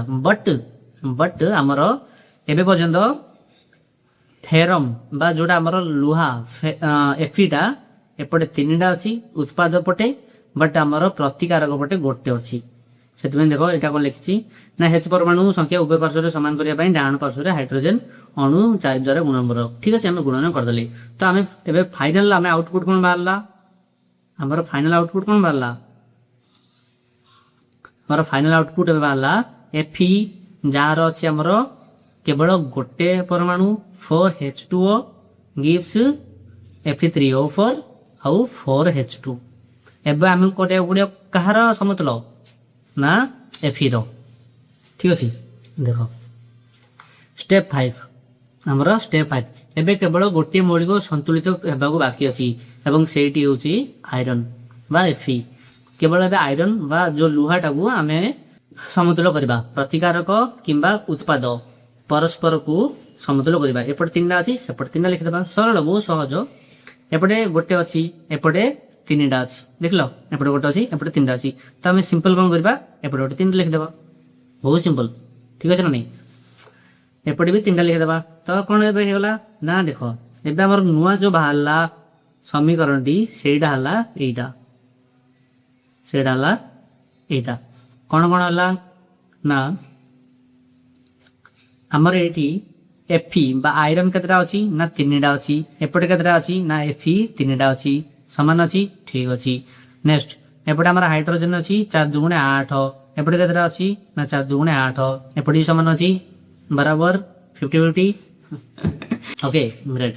देन आमर ऑक्सीजन केतरा अछि, एपटे एपटे 4टी अछि, ए 4टी ओके, एपटे केतरा हला ना एपटे भी 4टी हला। तो सबु जाक समान हेला, फाइनल आउटपुट हमर एटा बाहरला। देखो स्टेप 6 रे हमर एटा कहिछि, स्टेप 6 रे हमर एटा कहिछि जे समीकरण उभय पार्श्व रे मौलिक गुडिकर परमाणु संख्या समान होई जायछि, सबु जाक समान हेला। तेणु वर्तमान एई समीकरणटी समतुल होईछि, ସେଥିପାଇଁ ଏହି ସମୀକରଣଟି ବର୍ତ୍ତମାନ ସମତୁଲ ହେଇଗଲା, ଠିକ ଅଛି ଗ୍ରେଟ୍। ତାପରେ Fe କୁ ସମାନ କରିବା ପାଇଁ ଆମେ ତିନୋଟି ପରମାଣୁ ବାମ ପାର୍ଶ୍ୱରେ ନେବା, ଆମେ ନେଇଗଲାଣି ତିନୋଟି ନେଇଗଲେ। ତ ତିନୋଟି ନେଇକି ଆମର ସମୀକରଣଟି ଫାଇନାଲ ଏଇଟା ହେଇଗଲା, ବୁଝିଲ। ଆମର ଫାଇନାଲ ଯୋଉ ସମୀକରଣଟି ହେଲା କ'ଣ କ'ଣ ହେଲା ନା ଆମର 3Fe plus 4H2O gives Fe3O4 plus 4H2। परस्पर सबुजाक समान होला, प्रतिकारक उत्पादर समस्त जो परमाणु समान होला। तो एटा को एबे आमी कहि परिबा समतुल रासायनिक समीकरण, ठीक अछि। आ कोन कहै ना समीकरणटी को समतुल करिया पई प्रत्येक सोपान रे एक निर्दिष्ट मौलिक परमाणु संख्या उभय पक्ष समान करा जाई अंतिम सोपान रे समतुल प्रक्रिया संपन्न होइछि। समतुल करिवार एही पद्धति को परख निरेख पद्धति कुआ जाय, बुझलो। तो समीकरण को आम समतुल करिया पई कोन कोन कले ना प्रत्येक सोपान रे गोटे निर्दिष्ट मौलिक को नेगरी ताहार परमाणु को समान करले बा समतुल करी करी आमे अंतिम पर्याय रे कोन ना पूरा टोटल समीकरण को समतुल कर दले। समतुल करिवार एही पद्धति को परख निरेख पद्धति कह जाय, एटा गोटे डेफिनेशन ने मन रखिथिबो। तापर कोन ना सोपान 7 रे आमे एटा को टिके अधिक एडवांस लेवल को धरि जिबा। सोपान 7 रे एटा को आमे टिके अधिक एडवांस लेवल को नेक जिबा। केमिति भौतिक अवस्था पई प्रतिगर सूचना, भौतिक अवस्था पई प्रतिगर सूचना केमिति कोन माने आमे देखो रासायनिक समीकरण को अधिक तथ्यमूलक करिया पई प्रतिकारक उत्पाद गुडिकर रासायनिक संकेत लेखा जिबा सहित सेमानकर भौतिक अवस्था गुडी को उल्लेख करा जाय। जो समीकरण को अधिक तथ्यमूलक करिया पई, समीकरण को अधिक तथ्यमूलक करिया पई सेठी कोन लेखा जाय ना रासायनिक जो तार अवस्थाटा को लेखा जाय, भौतिक अवस्थाटा को लेखा जाय। भौतिक अवस्था को टाइप रो थाई ना देखो, भौतिक अवस्था 4 प्रकार थाई। कोन कोन ना गोटे हला हमर ग्यासीय, जोटा को आमे जी संकेत द्वारा दर्शौ, ठीक अछि। आ गोटे हला कोन ना तरल, जोटा को आमे एल लिक्विड रे दर्शौ। आ गोटे हला जलीय द्रवण, जोटा को एक्वियस कहंदी एक्यू रे। आ गोटे हला कठिन, जोटा को सॉलिड रे हम दर्शौ। तो कोन देखो एटे जी लिखाई छी गैस पई, एटा एल लिक्विड, आ एटा हला एक्यू एक्वियस बा एक्यू जलीय द्रवण, जोटा जल रे द्रवण हो जाय, ठीक अछि ना। आ गोटे एस हला सॉलिड। जदि प्रतिकारक किंबा उत्पाद जल द्रवीभूत होता है तेबे सेही स्थल पई एक्यू बा एक्वियस एक्यू शब्द व्यवहार करा जाय, बुझलो। प्रतिकारक उत्पाद गुडिकर भौतिक अवस्था दर्शाई समतुल्य समीकरण दिबो। देखो फास्ट जो समीकरण को आमे समतुल्य कले सेटा को जदि आमे तार भौतिक अवस्था बा स्टेट देबा ताले सेटा केमि होउची ना 3F डाला गोटे सॉलिड, एटा ला गोटे सॉलिड जोटा कि लोहाटा। 4H2O एटा गोटे गैसटा, तमे को H2O सेटा तो जल अणुटा गैसटा किंदला। देखो एई समीकरण डी जो तापमात्रा रे होउची, माने जो तापमात्रा रे एटा क्रियाशील होउची से तापमात्रा बहुत अधिक लेवल रो, तो सेति पई सेठी जल अणुटा ବାଷ୍ପରେ ପରିଣତ ହେଇଯାଉଛି ମାନେ ଗ୍ୟାସରେ ପରିଣତ ହେଇଯାଉଛି। ତ ସେଥିପାଇଁ H2 ଟାକୁ ଗ୍ୟାସ୍ ଲେଖାଯାଇଛି। ଯେମିତିକି H2 କୁ ତମେ ବରଫ ଯଦି କରିଦେବ ସେଠି ସଲିଡ୍ ଲେଖିବ ନା, H2 ଟା ଥୋଡ଼ି ନା ସେଟା କେବଳ ଲିକ୍ୱିଡ, ସେଟା ତମେ ତିନିଟା ଫର୍ମ ଅଛି, ତମେ ଯେମିତି ବି ଲେଖିପାରିବ, ତମେ ଗ୍ୟାସ୍ ବି ଲେଖିପାରିବ, ଆଉ ତମେ ଜଳ ଲିକ୍ୱିଡ ଅବସ୍ଥାରେ ଥିଲେ ସେଠି L ଲେଖିବ, ଆଉ ସେଠି ବରଫ ଅବସ୍ଥାରେ ଥିଲେ ତମେ ସଲିଡ୍ ଲେଖିବ। ସେ H2O ବଟ୍ ଫର୍ମ ଅଲଗା। ଠିକ୍ ଅଛି। ନେକ୍ସଟ ହେଲା ଆମକୁ କ'ଣ ଗିଫ୍ଟ ଦେଲା, ଆମକୁ Fe3O4 ସେଟା ବି ସଲିଡ୍, ଆଉ 4H2 ଯୋଉଟା କି ଉଜାନ বা ହାଇଡ୍ରୋଜେନ ସେଇଟା ହେଲା ଗ୍ୟାସଟା। ଠିକ୍ ଅଛି। ଏମିତି ଲେଖିଦେଲେ ସେଇଟା ଟିକେ ଅଧିକ ଆଡଭାନ୍ସ ଲେଭେଲକୁ ଯିବ, ସେଇଟା ତଥ୍ୟ ମୂଳକ ଅଧିକ ହବ, ଭଲ ଲାଗିବ ଦେଖିବାକୁ। ଠିକ୍ ଅଛି। ତାପରେ କ'ଣ ନା ବେଳେବେଳେ ରାସାୟନିକ ପ୍ରତିକ୍ରିୟା ସମ୍ପାଦନ ପାଇଁ ତାପ, ଚାପ, ଉତ୍ପ୍ରେରକ ଇତ୍ୟାଦି ଭଳି ପ୍ରତିକ୍ରିୟା ସର୍ତ୍ତଗୁଡ଼ିକୁ ସମୀକରଣ ନିମନ୍ତେ ତୀର ଚିହ୍ନ ଉପରେ କିମ୍ବା ତଳେ ଦର୍ଶାଯାଇଥାଏ। ତୀର ଚିହ୍ନ ଉପରେ କିମ୍ବା ତଳେ ଯଦି ଦେଖ ଗୋଟେ ବାହ୍ୟ କାରକ ଯେମିତିକି ତାପ, ଚାପ, ଉତ୍ପ୍ରେରକ ଏମିତି ୟୁଜ୍ ହଉଛି ଗୋଟେ ପ୍ରତିକାରକୁ ଉତ୍ପାଦରେ ପରିଣତ କରିବା ପାଇଁ, ଯଦି ଗୋଟେ ବାହ୍ୟ କାରକ ଯେମିତିକି ତାପ, ଚାପ, ଉତ୍ପ୍ରେରକ ଏଗୁଡାକ ଯଦି ୟୁଜ୍ ହଉଛି ତ ସେଗୁଡାକୁ ବି ତୀର ଚିହ୍ନ ଉପରେ କିମ୍ବା ତଳେ ଲେଖିପାରିବା। ଯେମିତି ଆମେ ଜୀବବିଜ୍ଞାନରେ ପଢିଥିଲେ, ସପୋଜ ପୃଷ୍ଟିସାର କୋଉ ଟାଇପର ଏନଜାଇମରେ କୋଉ ଟାଇପର ସରଳୀକୃତ ଖାଦ୍ୟରେ ପରିଣତ ହୁଏ, ସେଇଟା ହେଲା ପ୍ରୋଟିଏଜ। ଯୋଉ ପ୍ରୋଟିଏଜ ଆମେ ତୀର ଚିହ୍ନ ଉପରେ ଲେଖୁଥିଲେ ସେଇ ଟାଇପର ଜିନିଷଟା ଏଠି କରିବାକୁ କହିଛି। ଠିକ୍ ଅଛି ନା। ଦେଖ ଏଠି CO କାର୍ବନ ଅକ୍ସାଇଡ ଏଟା ଗ୍ୟାସଟା, 2H2 ଏଇଟା ବି ଗୋଟେ ଗ୍ୟାସଟା ଯୋଉଟା କି ଆମର ହାଇଡ୍ରୋଜେନ ଗିଭ୍ସ କ'ଣ CH3OH ଯୋଉଟା କି ଲିକ୍ୱିଡଟା। ଏଠି ଲେଖାଯାଇଛି ଦେଖ କ'ଣ ନା 340 ATM ମାନେ କ'ଣ, ATM ମାନେ ଆଟମୋସ୍ଫିୟରର ସର୍ଟ ଫର୍ମଟା। ଆଟମୋସ୍ଫିୟର ମାନେ କ'ଣ ନା ପ୍ରେସରର ୟୁନିଟ୍ ହେଲା ଆଟମୋସ୍ଫିୟର। ଆଟମୋସ୍ଫିୟର କାହାର ୟୁନିଟ୍ ନା ପ୍ରେସର, ଏୟାର ପ୍ରେସର ଯୋଉ ପଡୁଛି ତାର ୟୁନିଟ୍ ହେଲା ATM। ଦେଖ 340 ATM ମାନେ ଆମ ଉପରେ ଯୋଉ ବର୍ତ୍ତମାନ ଆମ ଉପରେ ଯୋଉ ଏୟାର ପ୍ରେସରଟା ପଡୁଛି ସେଇଟା ହେଲା 1 ATM। ଆମ ଉପରେ ଯୋଉ ଏୟାର ପ୍ରେସର ପଡୁଛି ସେଇଟା ହେଲା 1 ATM। ଏଇଟା 340 ATM ମାନେ 340 ଗୁଣ ଅଧିକ ପ୍ରେସର, ଏୟାର ପ୍ରେସରଟା ମାନେ ବହୁତ ଅଧିକ ଏୟାର ପ୍ରେସରଟା। ଠିକ୍ ଅଛି। ଏଇ ଏୟାର ପ୍ରେସରରେ ହିଁ ଏଇ ଯୋଉ ସମୀକରଣଟି କାର୍ଯ୍ୟକାରୀ ହୁଏ। ତାପରେ କ'ଣ ନା 6CO2 ଯୋଉଟା କି ଆମର କାର୍ବନ ଡାଇଅକ୍ସାଇଡ ଏଇଟା ବି ଗ୍ୟାସଟା, 12H2O ଯୋଉଟା କି ଆମର ଜଳ ଅଣୁ ଲିକ୍ୱିଡଟା, ଏଇଟା ସୂର୍ଯ୍ୟାଲୋକ ଆଉ କ୍ଲୋରୋଫିଲ୍ ସାହାଯ୍ୟରେ C6H12O6 ଯୋଉଟା କି ଗ୍ଲୁକୋଜ ଆମେ ପଢିଛେ ଜୀବବିଜ୍ଞାନରେ ଫାର୍ଷ୍ଟ ଚାପ୍ଟରରେ ପୋଷଣରେ। ଠିକ୍ ଅଛି ନା। ସେଇଟା ହେଲା ଗୋଟେ ଏକ୍ୟୁସ୍ ମାନେ ବା ଏକ୍ୟୁ ମାନେ ଦେଖ ସେଇଟା କ'ଣ ନା ଜଳରେ ଦ୍ରବଣୀ, ଜଳରେ ସେଇଟା ମିଶା ହେଇଯାଏ ମାନେ ଜଳରେ ଦ୍ରବୀଭୂତ ହେଇଯାଏ, ସେଥିପାଇଁ ସେଇଟା ଏକ୍ୟୁ ଲେଖାଲା। ତାପରେ କ'ଣ ନା 6O2 ଦେଖ O2 କୁ ତମେ କହିବେ ଏକ୍ୟୁ କ'ଣ ପାଇଁ ଲେଖାଲା, O2 ତ ଗ୍ୟାସଟା ବା ଅକ୍ସିଜେନଟା। ଦେଖ ସେଇଟା ଯେହେତୁ ଜଳ ଭିତରେ ଦ୍ରବୀଭୂତ ହେଇକି ଅଛି ସେଥିପାଇଁ ସେଇଟା ଲେଖା ହେଲା ଏକ୍ୟୁ। ଯୋଉ O2 ଟା ଏବେ ଜଳ ଭିତରେ ଦ୍ରବୀଭୂତ ହେଇକି ଅଛି ସେଇ ଜଳକୁ ସିଏ ଲେଖା ହେଇଛି, ଏଇଠି ଲେଖା ହେଇଛି, ତ ସେଇଟା ହେଲା ଏକ୍ୟୁ। ତାପରେ କ'ଣ ହେଲା 6H2O, ଏଇ H2O ଟା ଏବେ ଜଳ ଅଣୁ, ତ ସେଇଟା L ବା ଲିକ୍ୱିଡ ଲେଖା ହେଲା। ବୁଝିଲ ପୁରା କ୍ଲିୟର। ଏଗେନ୍ ଏଇଟା ଆଉ ଥରେ ରିପିଟ୍ କରି ଦେଖିଦେବ ଯଦି ତମକୁ ବୁଝା ପଡ଼ିଲାନି। ଠିକ୍ ଅଛି। ଏବେ ପଢିବା ଆମେ ତାଠୁ ବି ଅଧିକ ଇଣ୍ଟରେଷ୍ଟିଂ ଟପିକ କ'ଣ ନା ବିଭିନ୍ନ ପ୍ରକାରର ରାସାୟନିକ ପ୍ରତିକ୍ରିୟା। କ'ଣ ନା ବିଭିନ୍ନ ପ୍ରକାରର ରାସାୟନିକ ପ୍ରତିକ୍ରିୟା। ଆମର ମେନଲି 4 ପ୍ରକାରର ରାସାୟନିକ ପ୍ରତିକ୍ରିୟା ଅଛି। ଫାର୍ଷ୍ଟ ହେଲା ସଂଶ୍ଳେଷଣ ପ୍ରତିକ୍ରିୟା, ତାପରେ ହେଲା ବିଘଟନ ପ୍ରତିକ୍ରିୟା, ତାପରେ ହେଲା ବିସ୍ତାପନ ପ୍ରତିକ୍ରିୟା, ତାପରେ ହେଲା ଦ୍ୱୈତ ବିସ୍ତାପନ ପ୍ରତିକ୍ରିୟା। ଦେଖ ଏଇ 4ଟି ଯୋଉ ଆମର ରାସାୟନିକ ପ୍ରତିକ୍ରିୟା ଅଛି ସେଇଟାକୁ ମୁଁ ଏବେ ଗୋଟେ ମସ୍ତ ଫିଲ୍ମ ଷ୍ଟୋରିକୁ ରିଲେଟେଡ୍ କରିକି ବା କନେକ୍ଟ କରିକି ଏମିତି ପଢେଇବି ଯେ ତମର ଏଇଟା ପୁରା ଫୁଲ କ୍ଲିୟର ହେଇଯିବ, ମାନେ ତମର ଡାଉଟ୍ କିଛି ବି ରହିବନି, ଆଉ ଗୋଟେ ଥରରେ ହିଁ ତମର ସବୁ ଯାକ ମନେ ରହିଯିବ। ଠିକ୍ ଅଛି।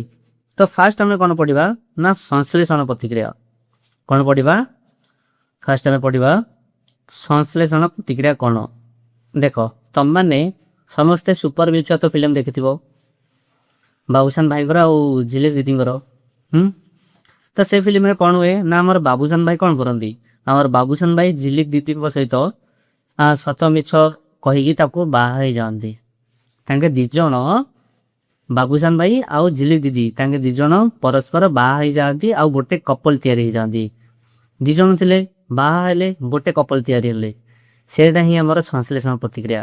କେମିତି ଦେଖ ସପୋଜ ଭାବିଦିଅ ଆମର ଏଇ ଯୋଉ CaO ଏଇଟା ହେଲା କ୍ୟାଲସିୟମ ଅକ୍ସାଇଡ, ଏଇଟା ହେଲା ଆମର ବାବୁସାନ ଭାଇ, ତାଙ୍କେ ସତ ମିଛ କହିକି ଆମର H2O ହେଲେ ଆମର କ'ଣ ଜଳ ଅଣୁ, ଇଏ ହେଲେ ଆମର ଝିଲିକ ଦିଦି, ତାଙ୍କୁ ବାହା ହେଇଗଲେ ଆଉ ଗୋଟେ କପଲରେ କନଭର୍ଟ ହେଇଗଲେ। गोटे कपल रे कन्वर्ट हो गले एटा ही हमर संश्लेषण प्रतिक्रिया माने कौन ना जो रासायनिक प्रतिक्रिया रे दुई बा अधिक प्रतिकारक संयुक्त होई एकमात्र उत्पाद उत्पन्न हुए से प्रतिक्रिया को संश्लेषण प्रतिक्रिया कह जाए। संश्लेषण प्रतिक्रिया कौन ना जो रासायनिक प्रतिक्रिया रे दुई किंबा ताठर अधिक प्रतिकारक संयुक्त होगी गोटे मात्र उत्पाद उत्पन्न कर दी केतोटी उत्पाद ना गोटे मात्र उत्पाद उत्पन्न कर दी से प्रतिक्रिया को संश्लेषण प्रतिक्रिया कह जाए। डेफिनेशन क्लियर ठीक अच्छे एबे आम कौन पढ़ा ना देख गोटे भल उदाहरण नहीं जावा यहाँ है आमर कैल्शियम ऑक्साइड यहाँ आमर कैल्शियम ऑक्साइड जोटा कि सॉलिड सॉलिड आकार अच्छी सेटा कौन क्या सहित रिएक्ट कला ना जल सहित तीव्र प्रतिक्रिया करी ताप निर्गत कला आमर कौन जल सहित तीव्र प्रतिक्रिया करी जलटा आमर लिक्विड अवस्था अच्छी सेटा सहित तीव्र प्रतिक्रिया करी आमर ताप निर्गत करने सहित आउ कौन गला ना समित चूर्ण बा यहाँ कौन कैल्शियम हाइड्रोक्साइड कौन यहाँ कैल्शियम हाइड्रोक्साइड सबू जाकर सिंबल तुम मन रखु तो से सिंबल लिखु तो देन गोटे हाइफन देकरी सेटा सिंबल कहार सेटा लिखु तो जमती कि तुम लिख गोटे तुम नोट रे CaO देन हाइफन देकरी कैल्शियम ऑक्साइड CaOH2 हाइफन देकरी कैल्शियम हाइड्रोक्साइड ए टाइप रो लिखु तो तुमको इजी हम रिविजन करिबारे ठीक अछि। तो ये कौन है ना आमर कैल्शियम ऑक्साइड जोटा कि सॉलिड रूप अच्छी सेटा आमर जल अणु बा H2O सांगरे तीव्र प्रतिक्रिया करिकी आमको कौन दिए ना कैल्शियम हाइड्रोक्साइड कौन दिए कैल्शियम हाइड्रोक्साइड जोटा कि जल रे द्रवीभूत हो जाए ठीक अच्छे। तो मन रखु तो कली चूर्ण को आम कौन कहू ना कैल्शियम ऑक्साइड समित चूर्ण को कौन कहू ना कैल्शियम हाइड्रोक्साइड बुझल ग्रेट। तापर कौन ना ये लिखाई यही प्रतिक्रिया कौन होती ना कैल्शियम ऑक्साइड और जल संयुक्त होगी आमको एकमात्र उत्पाद देती सेटा कैल्शियम हाइड्रोक्साइड उत्पन्न होती ओके आमको कौन देला उत्पाद ना कैल्शियम हाइड्रोक्साइड यह हूँ गोटे संश्लेषण प्रतिक्रिया यहाँ कौन ना गोटे संश्लेषण प्रतिक्रिया ग्रेट। तापर आउ कतोटी उदाहरण नहीं आमर ना कौन संश्लेषण प्रतिक्रियार आम आउ कतोटी उदाहरण नहीं जमती कि आमर कौन कोयलार दहन जो कार्बन से जलुची केमती देख आमर यहाँ अच्छी सी बा कार्बन जोड़ा अंगार कहती से सॉलिड रे थाए सेटा आमर वायुमंडल रे ऑक्सीजन सहित ऑक्सीजन गैस सहित आमर रिएक्शन करिकी कौन आमको गिफ्ट दिए ना CO2 कार्बन डाइऑक्साइड जोटा कि आमर गैसटा से आमको दिए यहाँ गोटे उदाहरण हो पारे कौन हो पारे आमर फास्ट उदाहरण ना कोयलार दहन यहाँ की प्रक्रिया आई मीन की प्रतिक्रिया संश्लेषण प्रतिक्रिया आउ कौन उदाहरण हो पारे ना H2 गैसटा O2 सहित जल सृष्टि करे आमर कौन ना H2 जोटा गैसटा ऑक्सीजन सहित मिसिकी जल अणु आमको दे थाए यहाँ गोटे सेकेंड उदाहरण ठीक अच्छे। आउ गोटे देख जाना कथा आमर कौन ना आमर जो घरे व्हाइट कलर आमर चून मरा होती तो मैंने देखी से फास्ट चून मारिला बेलू से फिका कलर थाए टी पानिया थाए बट आम 2-3 दिन पर देखुचे से गुड़ा पूरा माने सेटा पूरा व्हाइट कलर होगी ग्लो करुच्ची सेटा पूरा प्योर व्हाइट कलर हो जाए केमी होची सेटा ना देख सेटा को आम कहती कैल्शियम हाइड्रोक्साइड सेटा कौन कैल्शियम हाइड्रोक्साइड सेटा आमर CO2 वायुमंडल आमर CO2 गैस अच्छी कौन कार्बन डाइऑक्साइड से गैस सहित तीव्र प्रतिक्रिया करिकी आमर कैल्शियम कार्बोनेट रे परिणत हो जाउची कैल्शियम कार्बोनेट से जो उज्जवल धड़ा कलर रही जाउची हम काथटा जो प्योर व्हाइट हो जाउची सेटा हला आमर कौन कैल्शियम कार्बोनेट आउ हमको जल भी दउची ठीक अच्छे। तो देख समित चूनर द्रवण को कांत धौड़ा व्यवहार करा जाए मन रखिबो ना समित चूनर द्रवण को कांथ को धौड़ाइबा व्यवहार करा जाए समित चूनर संकेत कौन ना कैल्शियम हाइड्रोक्साइड सेटा कौन CaOH2 ठीक अच्छे। तापर कौन ना कैल्शियम हाइड्रोक्साइड वायु थिबा कार्बन डाइऑक्साइड सहित धीरे धीरे प्रतिक्रिया करी कांथ उपरे कैल्शियम कार्बोनेट एक पतला आस्तरण सृष्टि करे आमर जो कैल्शियम हाइड्रोक्साइडटा अच्छी सेटा वायुमंडल रे थिबा कार्बन डाइऑक्साइड सहित धीरे धीरे प्रतिक्रिया करी कौन रे कन्वर्ट होची ना कैल्शियम कार्बोनेट रे परिणत होची कैल्शियम कार्बोनेट है गोटे पतला लेयर जोटा कि आम कांथ उपरे सृष्टि होची। तापर कौन ना चून पानी लगाइबार 2-3 दिन पर कैल्शियम कार्बोनेट सृष्टि हुए आमर जो चून पानी कैल्शियम हाइड्रोक्साइड से लगेबार 2-3 दिन पर कैल्शियम कार्बोनेटा सृष्टि होची एवं कांथ को एक धबल उज्ज्वलता प्रदान करे आ कांथ गोटे प्योर व्हाइट कलर रो उज्ज्वलता दौची। आ गोटे मन रख मार्बल रो रासायनिक संकेत होची CaCO3 एटा तुम 1 मार्क रे बहुत थर पचार एग्जाम रे मन रख मार्बल रो रासायनिक संकेत कौन ना CaCO3 मार्बल रो रासायनिक संकेत होची CaCO3 ठीक अच्छे CaCO3 माने कौन कैल्शियम कार्बोनेट ग्रेट। तापर देखिबा कौन ना ताप उत्पादी रासायनिक प्रतिक्रिया तापर कौन ना ताप उत्पादी रासायनिक प्रतिक्रिया एटा कौन ना जो प्रतिक्रिया रे उत्पाद सृष्टि हेबा संगे संगे ताप निर्गत होई थाई ताको ताप उत्पादी बा ताप उत्पादक रासायनिक प्रतिक्रिया कुआ जाए बा एक्सोथर्मिक केमिकल रिएक्शन। तुम प्लस 2 रे आसीपारे एक्सोथर्मिक केमिकल रिएक्शन से तुम जानि नथिबो कहबो आमे इंग्लिश पढिनथुलु सेटा सेति तुम टिके ध्यान देबा दरकार ठीक है ना इंग्लिश वर्ड जाक भी मन रखुछ ना आम कौन पढ़िले ना एक्सोथर्मिक केमिकल रिएक्शन कौन बा ताप उत्पादी बा ताप उत्पादक रासायनिक प्रतिक्रिया कौन ना किसी प्रतिक्रिया रे हमर ताप भी सृष्टि होछि ताप आम कहू ताप उत्पादी रासायनिक प्रतिक्रिया केमिति तार केतरा उदाहरण नै जिबा ताप उत्पादी रो हमें केतरा उदाहरण नै जिबा। फास्ट हमर प्राकृतिक गैस रो दहन बा ऑक्सीडेशन हमर जो नेचुरल गैस अछि तार ऑक्सीडेशन केमिति ना देखो CH4 कौन गोटे गैस टे कि गैस को CH4 हमर मिथेन गैस CH4 हमर मिथेन गैस सेटा हमर वायुमंडल थिबा अम्लजान गैस सहित रिएक्ट करिकी कौन हमकु दोजी ना कार्बन डाइऑक्साइड आउ कौन ना जल भी दोची एटा हला हमर प्राकृतिक गैस रो दहन आउ एठी ताप भी निर्गत होय एठी हमर ताप भी निर्गत होय ठीक अछि हमर ताप निर्गत होय एठी। आ गोटे उदाहरण नहीं जावा कौन ना शोषण एक ताप उत्पादी रासायनिक प्रतिक्रिया उदाहरण एटा भी शोषण भी हमर ताप उत्पादी रासायनिक प्रतिक्रिया उदाहरण तमानी पाइबो केमिति सर शोषणटा केमिति आमे जो खाद्य खाऊ सेगुड़ाक कौन हुए सेगुड़ाक जटिल खाद्य आम शरीर मध्य को जाए श्वेतसार जातीय सेगुड़ाक तो सेगुड़ाक जटिल खाद्य सरलीकृत खाद्य परिणत हुए बा ग्लूकोज रे परिणत हुए तो जो ग्लूकोज रे परिणत हुए तापर सेगुड़ाक आमर कोष मध्य को जाए कोष पाखक जाए कोष मध्य आमर कौन अच्छी ना अम्लजान गैस अच्छी तो से अम्लजान गैस आमर ग्लूकोज सांगे कौन हुए ना रिएक्शन करे रिएक्शन करिकी आमको शक्ति दे देख C6H12O6 एटा ग्लूकोज रो संकेत C6H12O6 एटा ग्लूकोज रो संकेत जोटा कि एक्यू बा जल रे द्रवीभूत सेटा कोन ऑक्सीजन सांगे हमर रिएक्शन करिकी हम कोन देला ना कार्बन डाइऑक्साइड हमर जल अणु आउ हमको एनर्जी बा एटीपी हमको एनर्जी भी देला बुझल शक्ति मोची थला तो यहाँ थी आम ताप उत्पादी रासायनिक प्रतिक्रिया यहाँ आम कौन थी ताप उत्पादी रासायनिक प्रतिक्रिया समस्ते प्रॉपर नोट मेंटेन कर एंड से रिविजन कर तुम चैप्टर कौन भी डाउट रही क्लियर।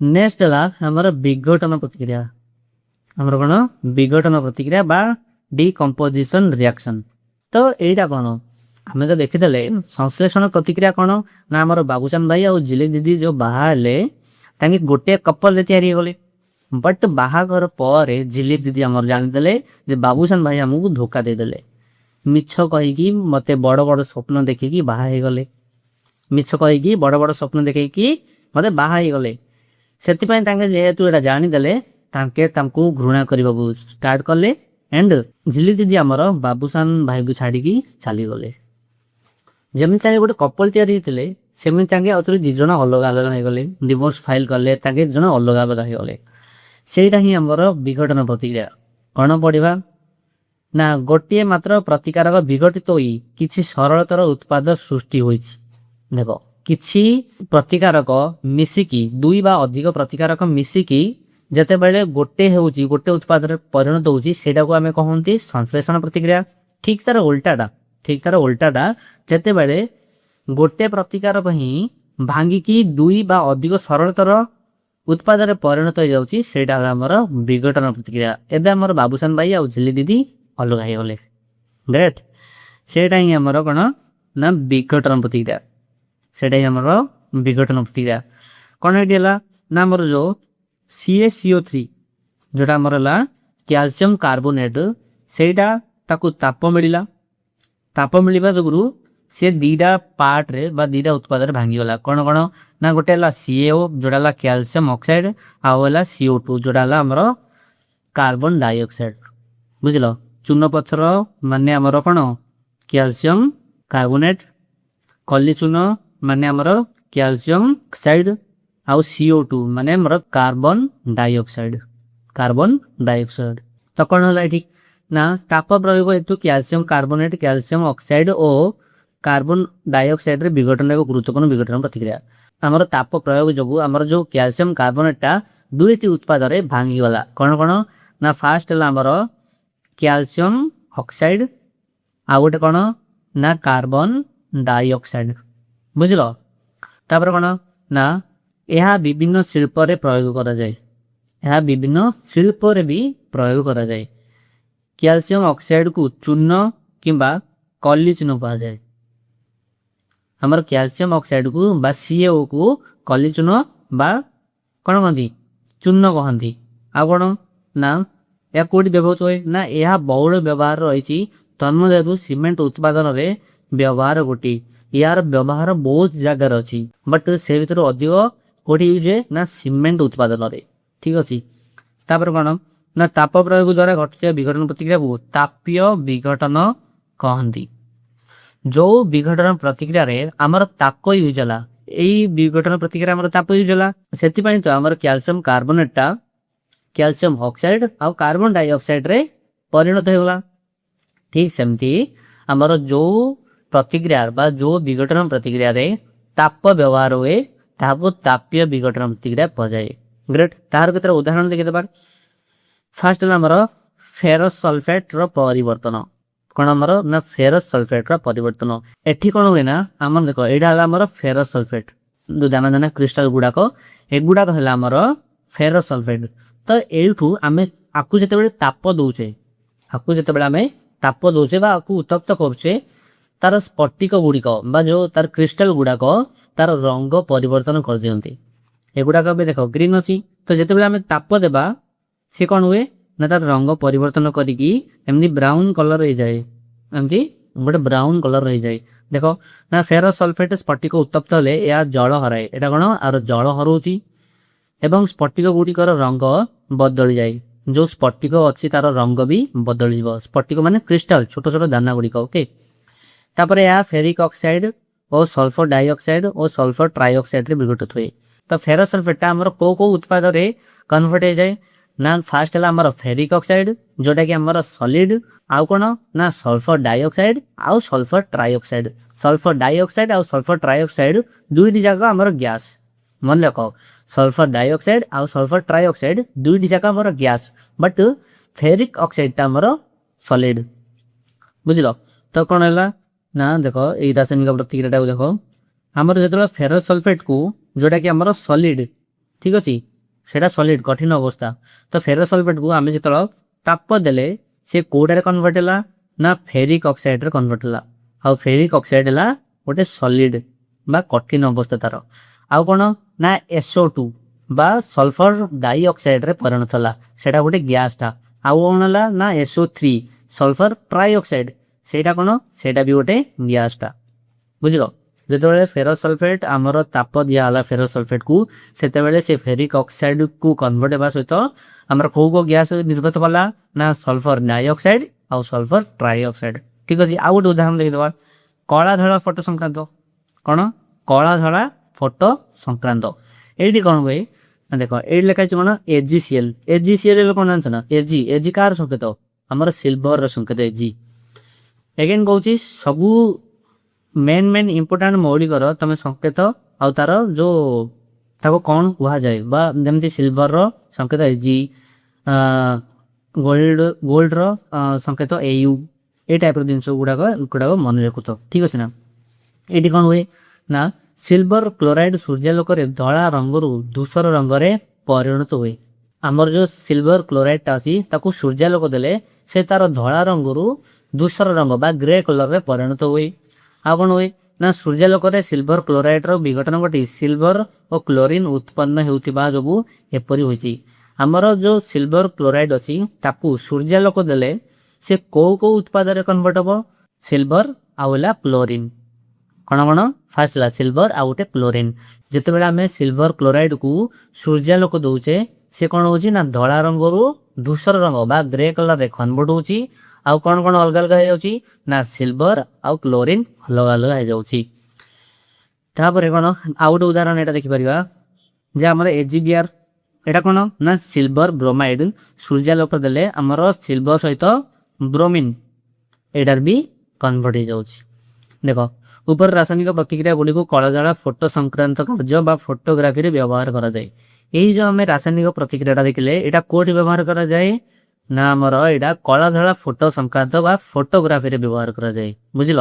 ଏମିତି ପ୍ରଶ୍ନ ଆସିପାରେ ନା କଳାଧଳା ଫଟୋ ସଂକ୍ରାନ୍ତ ବା ଫଟୋଗ୍ରାଫିରେ ଆମର କେଉଁ ରାସାୟନିକ ପ୍ରତିକ୍ରିୟା ବ୍ୟବହାର କରାଯାଏ ନା ତମେ ଏଇ ଦୁଇଟି ଯେଉଁ ଲେଖିଲେ এই দুইটি রাসায়নিক প্রতিক্রিয়াକୁ লেখিপারিব। ঠিক ଅଛି ଗ୍ରେଟ୍। ତାପରେ କ'ଣ ନା ଆମେ ଦେଖିଲେ ଯେ ବିଘଟନ ପ୍ରତିକ୍ରିୟା ଗୁଡ଼ିକ ପ୍ରତିକାରକ ଗୁଡ଼ିକର ବିଘଟନ ପାଇଁ ତାପ ଆଲୋକ କିମ୍ବା ବିଦ୍ୟୁତ ଶକ୍ତିକୁ ଆବଶ୍ୟକ କରିଥାନ୍ତି।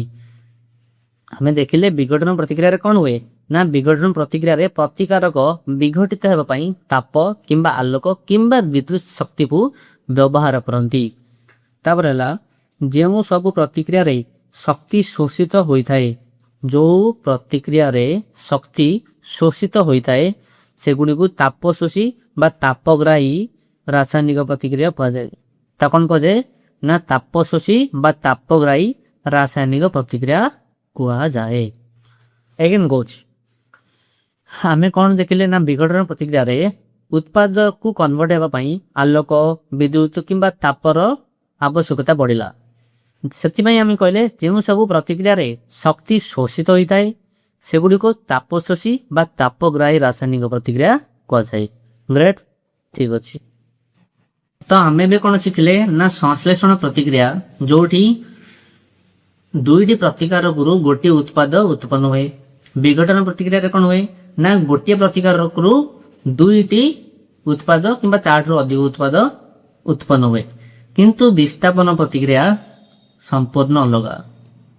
ବିସ୍ଥାପନ ପ୍ରତିକ୍ରିୟା ସମ୍ପୂର୍ଣ୍ଣ ଅଲଗା। କେମିତି ନା ଆମେ ଦେଖିଲେ ଫାର୍ଷ୍ଟ କେସ୍ରେ କ'ଣ ହେଲା ନା ଆମର ବାବୁସାନ ଭାଇ ଝିଲିକ ଦିଦିଙ୍କୁ ବାହା ହେଲେ ଆଉ ଗୋଟେ କପଲରେ କନଭର୍ଟ ହେଇଗଲେ।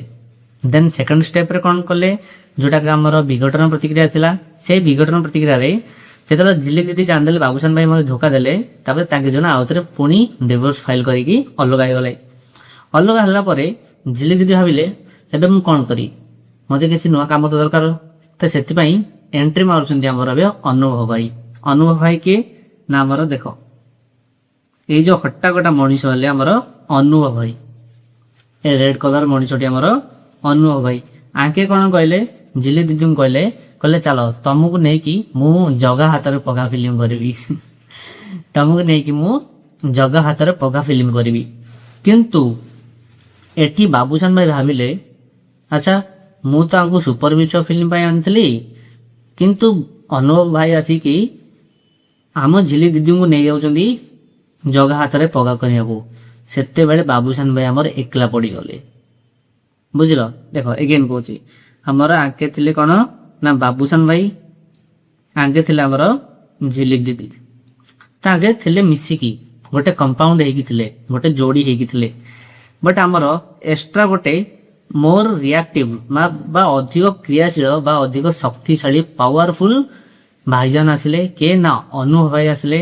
ତାଙ୍କେ କ'ଣ କଲେ ତାଙ୍କେ ଆମର ବାବୁସାନ ଭାଇଙ୍କଠୁ ବାବୁସାନ ଭାଇ ଆଙ୍କେ ଝିଲିକ ଦିଦି ତ ଝିଲିକ ଦିଦିଙ୍କୁ ଆଙ୍କେ ଅନୁଭବ ଭାଇ ଓକେ ତ ଝିଲିକ ଦିଦିଙ୍କୁ ନେଇଗଲେ। ଝିଲିକ ଦିଦିଙ୍କୁ ତାଙ୍କ ସହିତ ନେଇଗଲେ। ଦେଖ ଆମର ଅନୁଭବ ଭାଇ ଝିଲିକ ଦିଦିଙ୍କୁ ହାତ ଧରାଧରି କରିକି ନେଇଗଲେ। ସେତେବେଳେ ଆମର କ'ଣ ନା ଆମର ବାବୁସାନ ଭାଇ ଏକଲା ପଡ଼ିଗଲେ। ବାବୁସାନ ଭାଇ ଆମର ଏକଲା ପଡ଼ିଗଲେ। ତ ଅନୁଭବ ଭାଇ ନେଇଗଲେ କ'ଣ ପାଇଁ ନା ତାଙ୍କ ପାଖରେ ଅଧିକ ପାୱାର ଥିଲା। ତ ପାୱାର ଥିଲା ତ ସେଥିପାଇଁ ତାଙ୍କେ ନେଇଗଲେ। ଏବେ ଆମର ବାବୁସାନ ଭାଇ ଆଙ୍କେ ଆମର ଯେଉଁ ବାବୁସାନ ଭାଇ ଆଙ୍କେ ଏକଲା ପଡ଼ିଗଲେ। ଏହି ପ୍ରତିକ୍ରିୟା କହନ୍ତି ଆମର ବିସ୍ଥାପନ ପ୍ରତିକ୍ରିୟା ବା ଡିସପ୍ଲେସମେଣ୍ଟ ରିଆକ୍ସନ। ଏଠି କ'ଣ ହୁଏ ନା ଯେଉଁ ରାସାୟନିକ ପ୍ରତିକ୍ରିୟାରେ ଗୋଟିଏ ମୌଳିକ କୌଣସି ଏକ ଯୌଗିକର ମୌଳିକକୁ ଅପସାରଣ କରେ ସେହି ରାସାୟନିକ ପ୍ରତିକ୍ରିୟାକୁ ବିସ୍ଥାପନ ପ୍ରତିକ୍ରିୟା କୁହାଯାଏ। କ'ଣ କହିଲି ନା ଯେଉଁ ରାସାୟନିକ ପ୍ରତିକ୍ରିୟାରେ ଗୋଟିଏ ମୌଳିକ କୌଣସି ଏକ ଯୌଗିକର ମୌଳିକକୁ ଅପସାରଣ କରେ। ଏଠି କ'ଣ ଯୌଗିକ କିଏ କିଏ ହେଇଥିଲେ ନା ଆମର ବାବୁସାନ ଭାଇ ଆଉ ଝିଲିକ ଦିଦି ଆମର ଗୋଟେ ଯୌଗିକକୁ ଥିଲେ, ଯୌଗିକ ହେଇକି ଥିଲେ, ଗୋଟେ କପଲ ହେଇକି ଥିଲେ। ଅନୁଭବ ଭାଇ ଆସିକି ତାଙ୍କୁ ଅଲଗା କରିଦେଲେ, ଝିଲିକ ଦିଦିଙ୍କୁ ଧରିକି ପଳେଇଲେ ଆଉ ବାବୁସାନ ଭାଇଙ୍କୁ ଏକଲା କରିଦେଲେ। ତ କ'ଣ କଲେ ଆମ ହିରୋଇନକୁ ଟିକେ ଧରି ପଳେଇଲେ। ସେଇଟା ହିଁ ଆମର ବିସ୍ଥାପନ। ଦେଖ ଗୋଟେ ରିଅଲ ଲାଇଫ ଏକ୍ସାମ୍ପଲ, ଆମର ଏଇଠି କ'ଣ ଅଛି ନା CuSO4 କପର ସଲଫେଟର ଗୋଟେ ଦ୍ରବଣ ଅଛି। ତ ସେ ଦ୍ରବଣରେ ଆମେ ଗୋଟେ ଲୁହା କଣ୍ଟାକୁ ପକେଇଦେବା Fe, ଠିକ ଅଛି, ଆଇରନ୍ ଲୁହା କଣ୍ଟାକୁ ପକେଇଦେବା। କିଛି ସମୟ ଛାଡ଼ିଦେଲା ପରେ ଆମେ ଦେଖିବା କ'ଣ ଜାଣିଛ, ଆମେ ଦେଖିବା ଆମର ଯୋଉ ଲୁହା କଣ୍ଟା ଥିଲା ସେଇଟା କପର ସଲଫେଟ ଦ୍ରବଣରୁ ଆମର ସଲଫେଟକୁ ନେଇଯାଇଛି, କପରକୁ ଏକଲା କରିଦେଲା। ଠିକ ଅଛି, ଆମର କପରକୁ ଏକଲା କରିଦେଲା ଆଉ ଆମର Feଟା ସଲଫେଟକୁ ନେଇକରି FeSO4 ବା ଫେରସ୍ ସଲଫେଟରେ କନଭର୍ଟ ହେଇଗଲା ବା ଆଇରନ୍ ସଲଫେଟରେ, ଠିକ ଅଛି ନା, ଆଇରନ୍ ସଲଫେଟରେ କନଭର୍ଟ ହେଇଗଲା। এইটা ହିଁ ଆମର ବିସ୍ଥାପନ ପ୍ରତିକ୍ରିୟା। ବିସ୍ଥାପନ ପ୍ରତିକ୍ରିୟା କ'ଣ ହୁଏ ନା ଗୋଟେ ରାସାୟନିକ ପ୍ରତିକ୍ରିୟାରେ ଗୋଟିଏ ମୌଳିକ କୌଣସି ଏକ ଯୌଗିକର ମୌଳିକକୁ ଅପସାରଣ କରିକି ନେଇଯାଏ ବା କିଡନାପ କରିକି ନେଇଗଲା। ସପୋଜ ଭାବିଦିଅ କିଡନାପ କରିକି ନେଇଗଲା, ଛଡେଇକି ନେଇଗଲା, ସେଇଟାକୁ କହନ୍ତି ବିସ୍ଥାପନ ପ୍ରତିକ୍ରିୟା। ତ ତାର ଉଦାହରଣ କେତେଟା ଦେଖିବା। ଦେଖ ଫାଷ୍ଟ ଏଟା ଦେଖିଦିଅ, ଆମର ଏଠି କ'ଣ ହେଲା Fe ବା ଲୁହା କଣ୍ଟା, ଏଇଟା କ'ଣ କପର ସଲଫେଟ ଦ୍ରବଣରେ ମିଶି କ'ଣ ନା ଆଇରନ୍ ସଲଫେଟରେ କନଭର୍ଟ ହେଇଗଲା ଆଉ କ'ଣ କପରକୁ ଆମର ଏକଲା କରିଦେଲା, କପରକୁ ଏକଲା କରିଦେଲା। ଠିକ ଅଛି, ଦିଟା ଉଦାହରଣ ଦେଖିଦେବା। କ'ଣ ନା ବିସ୍ଥାପନ ପ୍ରତିକ୍ରିୟାର କେତୋଟି ଉଦାହରଣ ଦେଖ। ଏଇଟା ହେଲା Zn, ଏଇଟା ହେଲା ମୋର ରିଆକ୍ଟିଭ, ଅଧିକ ରିଆକ୍ଟିଭ ବା ଅଧିକ ପ୍ରତିକ୍ରିୟାଶୀଳ। ଯୋଉଟା ଅଧିକ ପ୍ରତିକ୍ରିୟାଶୀଳ ସିଏ ହିଁ ଗୋଟେ ଯୌଗିକରୁ ଗୋଟେ ମୌଳିକକୁ ଅପସାରଣ କରିଦିଏ। ମନେ ରଖ, ଗୋଟେ ଧାତୁ ଯେତେ ଅଧିକ ପ୍ରତିକ୍ରିୟାଶୀଳ ଥିବ ସିଏ ହିଁ ଗୋଟେ ଯୌଗିକରୁ ସେହି ମୌଳିକକୁ ଅପସାରଣ କରିପାରିବ। ଯେମିତିକି Zn ବା ଜିଙ୍କର ଆମର କ'ଣ ଅଧିକ ପ୍ରତିକ୍ରିୟାଶୀଳ, ଇଏ ଅଧିକ ରିଆକ୍ଟିଭ। ସେଥିପାଇଁ CuSO4 ବା ଆମର କପର ସଲଫେଟ ଦ୍ରବଣରୁ କ'ଣ ନେଇଗଲା ନା ସଲଫେଟକୁ ନେଇଗଲା, କ'ଣ ତିଆରି ହେଇଗଲା ନା ZnSO4 ବା ଜିଙ୍କ ସଲଫେଟରେ କନଭର୍ଟ ହେଇଗଲା। ଆଉ କ'ଣ କଲା ନା କପରକୁ ଏକଲା କରିଦେଲା। ଏଇଟା ଏଥିପାଇଁ କରିପାରିଲା ବିକଜ କପର ଆମର ଅଧିକ ରିଆକ୍ଟିଭ ନୁହଁ, ଜିଙ୍କ ଅଧିକ ଆମର ରିଆକ୍ଟିଭ। ସେଥିପାଇଁ ଆମର ଜିଙ୍କଟା କପର ସଲଫେଟ ଦ୍ରବଣରୁ ସଲଫେଟକୁ ନେଇକି ଜିଙ୍କ ସଲଫେଟରେ କନଭର୍ଟ ହେଇଗଲା। ସେମିତି ଆମର ପିବି ମାନେ କ'ଣ ଜାଣିଛ ନା, ପିବି ମାନେ ଲେଡ୍। ଓକେ, ଲେଡ୍ ଗୋଟେ ମୌଳିକ, ତାର ସାଇନ୍ ହେଲା ପିବି। ତ ପିବି କ'ଣ କଲା, ପିବି ବି ଅଧିକ ରିଆକ୍ଟିଭ। କାହାଠୁ ରିଆକ୍ଟିଭ ଅଧିକ ନା ଆମର କପରଠୁ। ସେଥିପାଇଁ ସିଏ ବି କ'ଣ କଲା ନା କପର କ୍ଲୋରାଇଡ୍ ଦ୍ରବଣରୁ PbCl2 ରେ ପରିଣତ ହେଇଗଲା। କ'ଣ PbCl2 ରେ ପରିଣତ ହେଇଗଲା ବା ଲେଡ୍ କ୍ଲୋରାଇଡ୍ ରେ ପରିଣତ ହେଇଗଲା। ଆଉ କ'ଣ କଲା ନା ଆମର କପରକୁ ଅଲଗା କରିଦେଲା, ଦେଖ ଲେଖା ହେଇଛି ଜିଙ୍କ ଓ ଲେଡ୍ କପର ଠାରୁ ଅଧିକ ପ୍ରତିକ୍ରିୟାଶୀଳ ମୌଳିକ। ଜିଙ୍କ, ଓକେ, ଏଟା ଜିଙ୍କ ଆମର ଲେଡ୍, ଏ ଦିଟି ଯା ଆମର କ'ଣ କପରଠୁ ଅଧିକ ପ୍ରତିକ୍ରିୟାଶୀଳ। ସେଥିପାଇଁ ସେଗୁଡ଼ିକ କପର ଯୌଗିକରୁ କପରକୁ ଅପସାରଣ କରନ୍ତି। ସେଥିପାଇଁ ସେମାନେ କପରକୁ ଏକ ଘରିକିଆ କରିଦିଅନ୍ତି, ମାନେ ଅଲଗା କରିଦିଅନ୍ତି। ଠିକ ଅଛି, ତାପରେ ହେଲା ଆମର ଲାଷ୍ଟ ଦ୍ୱୈତ ବିସ୍ଥାପନ ପ୍ରତିକ୍ରିୟା। ଆମର ଲାଷ୍ଟ କ'ଣ ନା ଦ୍ୱୈତ ବିସ୍ଥାପନ ପ୍ରତିକ୍ରିୟା। ଏଠି କ'ଣ ହୁଏ ଜାଣିଛ, ଯେତେବେଳେ ଆମର ଅନୁଭବ ଭାଇ ଜଗା ହାତରେ ପଘା ଫିଲ୍ମ କରିବାକୁ ଆମର କାହାକୁ ନେଇଗଲେ ନା ଝିଲିକ ଦିଦିଙ୍କୁ ନେଇଗଲେ, ସେତେବେଳେ ଆମର ବାବୁସାନ ଭାଇ ବସିକି ଡିପ୍ରେସନକୁ ପଳେଇଲେ ଆଉ ଭାବିଲେ କ'ଣ କରିବି ମୋ ପାଇଁ ଆଇଡିଆ। ମୁଁ ଏବେ ବର୍ଷା ଦିଦିଙ୍କୁ ଆଣିବି ଏବଂ ତାଙ୍କୁ ଫିଲ୍ମରେ ମୁଁ ରଖିବି, ଗୋଟେ ନୂଆ ଫିଲ୍ମ ତିଆରି କରିବି ବାବୁସାନ ଭାଇ ଆଉ ବର୍ଷା ଦିଦିଙ୍କୁ ନେଇକି ଗୋଟେ ନୂଆ ଫିଲ୍ମ ତିଆରି ହବ ବୋଲି ବାବୁସାନ ଭାଇ ଭାବିଲେ। ତ ଗଲେ ତାଙ୍କେ ଅନୁଭବ ଭାଇଙ୍କ ପାଖକୁ ଏବଂ କହିଲେ, ଅନୁଭବ ଭାଇ ଗୋଟେ କାମ କର, ତମେ ତ ନେଇଗଲ ମୋ ହିରୋଇନକୁ, ତମ ହିରୋଇନକୁ ମତେ ଦେଇଦିଅ। এইটা ହିଁ ହେଲା ଆମର ଦ୍ୱୈତ ବିସ୍ଥାପନ ପ୍ରତିକ୍ରିୟା। କ'ଣ ହେଲା, ଯେଉଁ ରାସାୟନିକ ପ୍ରତିକ୍ରିୟାରେ ପ୍ରତିକାରକ ଦୁଇଟି ମଧ୍ୟରେ ଆୟନ ବିନିମୟ ଘଟିଥାଏ, दुईटी प्रतिकारक गोटे हेले अनुभव भाई गोटे हेले बाबूसान भाई दुईटी प्रतिकारक मध्य आयन विनिमय गोटे बा निज पार्टनर रो कौन हुए विनिमय घटे बा पार्टनर ताकू दिया जाए पार्टनर आंकु मिला ठीक अच्छे या कह जाए से रासायनिक प्रतिक्रिया को द्वैत विस्थापन प्रतिक्रिया कह जाए। लेट सपोज एटा हले हमर अनुभव भाई हमर जो ए लिखाई एटा हले हमर अनुभव भाई आ ये जो बी लिखाई एटा हले हमर वर्षा दीदी ठीक अच्छे। तो एटा हले हमर ए जो सी लिखाई एटा हले हमर बाबूसान भाई एटा हले हमर बाबूसान भाई आउ जो डी लिखाई एटा हले हमर झिलिक दीदी। तो द्वैत विस्थापन प्रतिक्रिया रे कौन है ना हमर अनु भाई डायरेक्ट फिल्म कले झिली दीदी सहित आमर बाबूसान भाई फिल्म करेंगे वर्षा दीदी सहित ठीक अच्छे।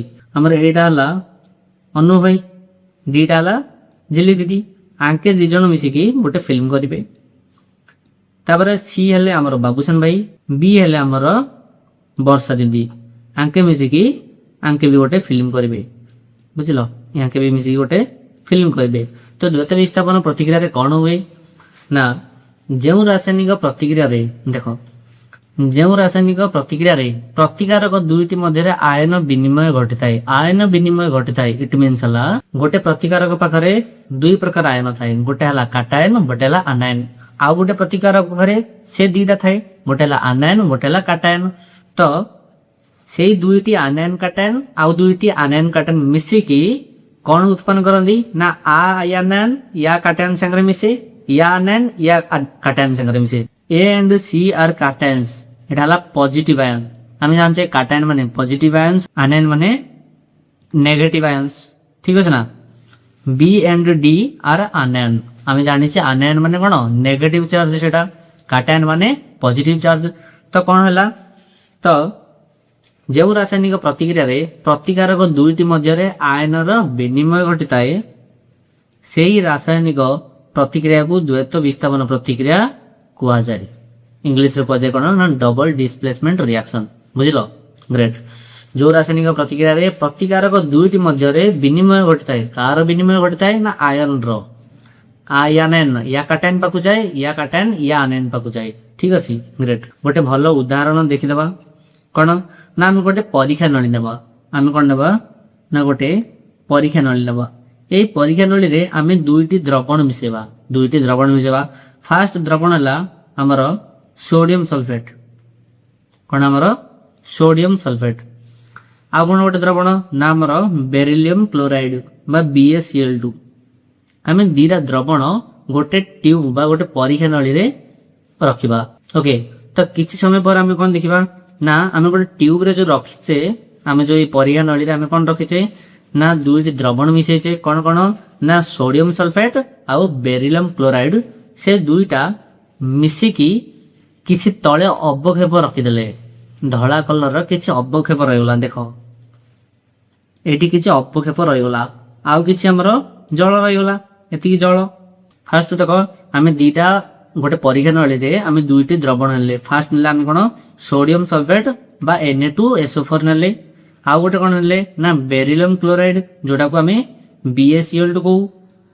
तो दीटा द्रवण आम मिसेले गोटे परीक्षा नली रे आम कौन देखिले ना आम देखिले धला अवक्षेप तले रहीगला सेटा कहती BaSO4 सेटा कौन सॉलिड ठीक अच्छे सेटा सॉलिड आउ इनसल्युबल सेटा जल रे द्रवीभूत हेलानी बट जल रे जो द्रवणीय हो गला सेटा कौन ना सेटा NaCl जो डिसॉल्व्ड सॉल्ट ठीक अच्छे ना। तो यही परीक्षा रे आम कौन कौन पाइले ना आम सोडियम सल्फेट आउ बेरिलियम क्लोराइड को गोटे ट्यूब बा परीक्षा नली रे आम मिसेले गोटे परीक्षा नली रे आम क्या मिसेले सोडियम सल्फेट को आउ बेरिलियम क्लोराइड को मिसेले आमको कौन मिलला ना आमको मिलला BaSO4 देखो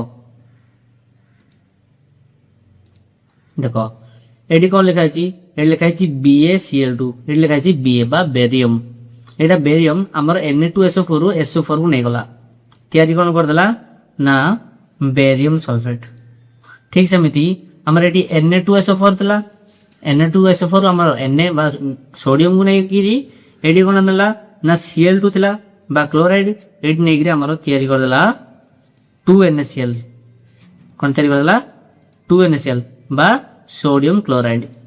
तो बुझलो आयन विनिमय केमते घटला यार गोटे पार्ट को सी नहीं गला तार गोटे पार्ट को ये नहीं गला एमिति है कि हमर कोन हला हमर लास्ट को सोडियम सल्फेट रो आ बेरियम क्लोराइड रो मिसी की हमर बेरियम सल्फेट आ सोडियम क्लोराइड तयारी गला बुझलो ग्रेट। आ कोन कहछि ना अवक्षेप सृष्टि अवक्षेप गोटे सृष्टि हेतिला हम देखिले व्हाइट कलर एही प्रतिक्रिया परे परीक्षा नळीर एक धळा रंगर पदार्थ तळे बसी जाए देखिला हमें ये धळा रंगर पदार्थटा तळे बसी गला ठीक अछि ना एटा धळा रंगर देखो भलो देखुची ए धळा रंगर जो पदार्थटा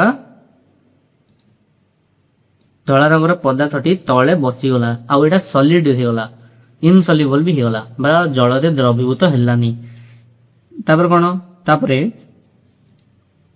जहाँ जल रे मिसे ना जहाँ जोड़ा जल रे मिसलानी या को अवक्षेप कहे एटा कौन कहे अवक्षेप से अवक्षेपण प्रतिक्रिया कहती। तो अवक्षेपण प्रतिक्रिया क्या कहती तो गोटे परीक्षा नली आम ने सोडियम सल्फेट आ बेरियम क्लोराइड को मिसई रखिले किछ समय पर आम देखिले ना आमर जो बेरियम सल्फेटा अच्छी से धला कलर अवक्षेप ही तले बसी जाई अवक्षेप को आम अवक्षेपण प्रतिक्रिया कहती। तापर कौन आयन विनिमय एठारे मौलिक माने परस्पर साथी बा आयन को बदलाई नुआ यौगिक सृष्टि करती मु कहली परस्पर हिरोइन को चेंज करिकी तांके नुआ फिल्म तैयारी करती कौन करती नुआ फिल्म तैयारी करती बा फिल्म तैयारी करती ठीक अछि। एटा थिला हमर द्वैत विस्थापन प्रतिक्रिया जदि बुझा पलानी नेक्स्ट आउथरे टिके रिपीट करके देखि देबो ओके ग्रेट। तापर हैला हमर जारण आ विजारण बा ऑक्सीडेशन आउ रिडक्शन मु तमनु कही आमर कोठी ना पोषण चैप्टर रे कि गोटे पदार्थ जारण सेते बेले हबो जेते बेले सी ऑक्सीजन को ग्रहण करिवो किंबा हाइड्रोजन को छाडी दबो। गोटे पदार्थ जारण केते बेले हबो जेते बेले सी गोटे ऑक्सीजन को ग्रहण करिवो किंबा हाइड्रोजन को छाडी दबो। ए दीटा केस रो गोटे केस हेले से पदार्थटी जारित हुए ए दुईटी केस रो जे कोनोसी गोटे केस हम इधर से ऑक्सीजन को ग्रहण करिवो नहले से हाइड्रोजन को छाड़िबो ए दुईटा जिंस जो गोटे जिंस हबो से कोन करिवो ना से पदार्थटी जारित हबो।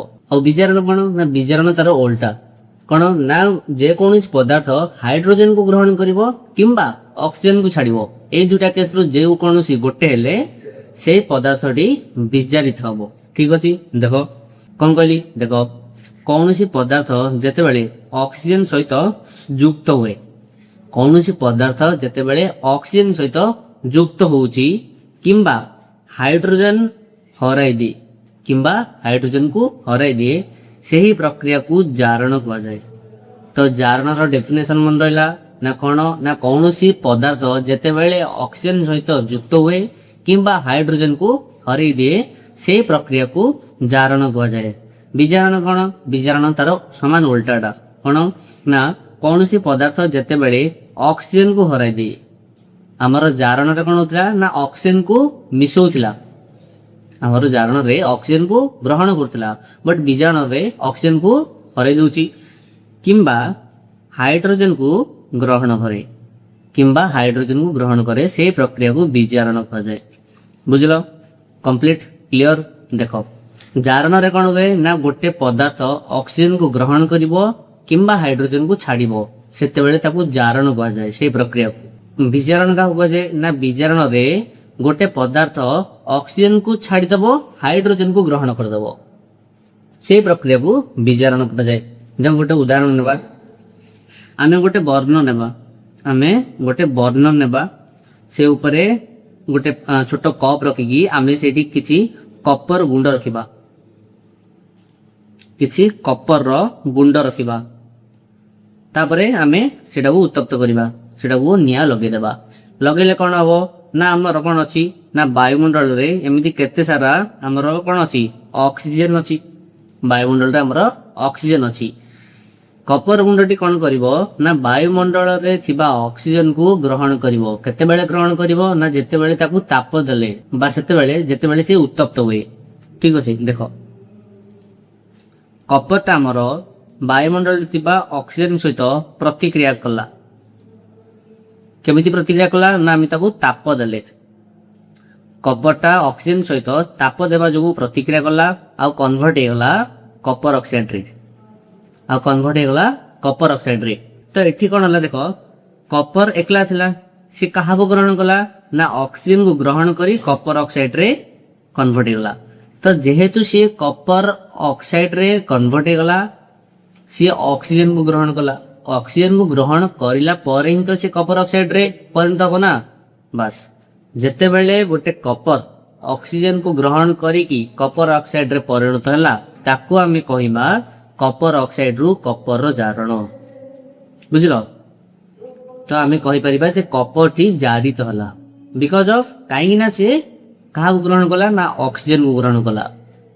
ଠିକ ଅଛି, ଗ୍ରେଟ୍। ଏବେ ତ ମାନେ ଭାବିବ ନାଇଁ, ଆମେ ଏଇଟାକୁ ପୂର୍ବ ଅବସ୍ଥାକୁ ଆଉଥରେ ନେଇଯିବା।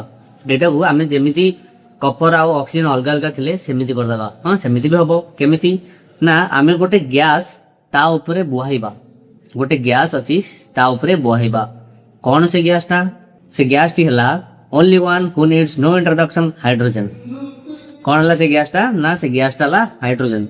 देखो कपर को पूर्णावस्था को आनिबा केमिति, हमें जो कपर को कपर ऑक्साइड रे परिणत कले केमिति ना ताप देइगिरी सी ऑक्सीजन को ग्रहण कला और कपर ऑक्साइड रे परिणत होला। आमे से कपर ऑक्साइड रु पुणी आमे कपर को केमिति आनिबा। देखो हमर एटा कपर ऑक्साइड अछि, हमर एटा कोन अछि ना कपर ऑक्साइड। से कपर ऑक्साइड को आमे कोन देबा ना हाइड्रोजन देबा। ता ऊपरे हाइड्रोजन गैसटा बुहाइबा। बुहाइले कोन हबो, सेही ताप लागिथिबा दरकार। से ताप जो उत्तप्त आमे करछे से उत्तप्त प्रक्रियाटी चलीथिबा दरकार। से चलीथिबा प्रक्रिया रे ही आमे ताको गोटे हाइड्रोजन गैस ता ऊपरे बुहाइबा देले से कपर आ हमर जल अणु रे विभक्त हो जिवो। जेमिति हमर कपर ऑक्साइड मिसिकी थिले आमे ता ऊपर जते बेला आमे हाइड्रोजन गैस टाको प्रभावित करबा, से पुणी कपर रे परिणत हो जिवो। देखो जदि हाइड्रोजन गैस को एही उत्तप्त पदार्थ बा कपर ऑक्साइड उपरे प्रवाहित करा जाए, तेबे विपरीत रासायनिक प्रतिक्रिया घटी कला आस्तरणटी बादामी रंग रे परिणत हो जिवो। हमर कोन थिला ना हमर जो कपरटा थिला से कोन गला ना वायुमंडल रु अम्लजान को ग्रहण करके कला बा ब्लैक कलर रे परिणत हो जायतला। पुणी आमे जेतला हाइड्रोजन गैस ताकू देले सेते बेले कोन ना हमर विपरीत प्रतिक्रिया घटिकी से कला आस्तरणटी हटी गला आउ सेटा पुणी बादामी रंग रे परिणत हो गला ओ कपर मिली गला। आ कोन कपर मिली गला। बुझिलो? एटा थिला हमर कपर पुनर्वस्था प्रक्रिया। एटा थिला कपर को आमे केमिति पुनर्वस्था को आउथरे हानिबा। ठीक अछि। देन देखो एडू तुम कौन नोटिस कल ना गोटे पदार्थटी गोटे समय रे जारित भी ही पारे आ गोटे समय रे विजारित भी ही पारे। केमिति देखो आमे कौन गले ना मैं जो कपर ऑक्साइड की थिला से कपर ऑक्साइड ऊपर आमे कौन हाइड्रोजन को बुहाइले। कपर ऑक्साइड ऊपर हाइड्रोजन को बुहाइले सी जेतले उत्तप्त थिला। कपर ऑक्साइड टी जेतले उत्तप्त थिला सेतेबेले सी कपर आउ जल अणु रे परिणत होला। सेतेबेले से कोन कपर आ जल अणु रे परिणत होला। किंतु आमे नोटिस करो देखो कपर ऑक्साइड रे ऑक्साइड अछि बा ऑक्सीजन अछि, ये हमर आगु जाईकी केवल कपर रे परिणत होला, माने ता पाखरु ता ऑक्सीजन टा पळेला। त मु कहली गोटे पदार्थ जेतेबेले ऑक्सीजन हराए किंबा हाइड्रोजन को ग्रहण करे सेतेबेले से पदार्थटी को विजारित होबाक पड़े बा विजारण होइसी। देखो एटा कोन हला ना विजारण, कपटांगर विजारण होला। काहेकि ना सी फास्ट ता पाखरे ऑक्सीजन थिला बट प्रतिक्रिया हल्ला पर ता पाखरे ऑक्सीजन नाही। बुझिलो? ग्रेट।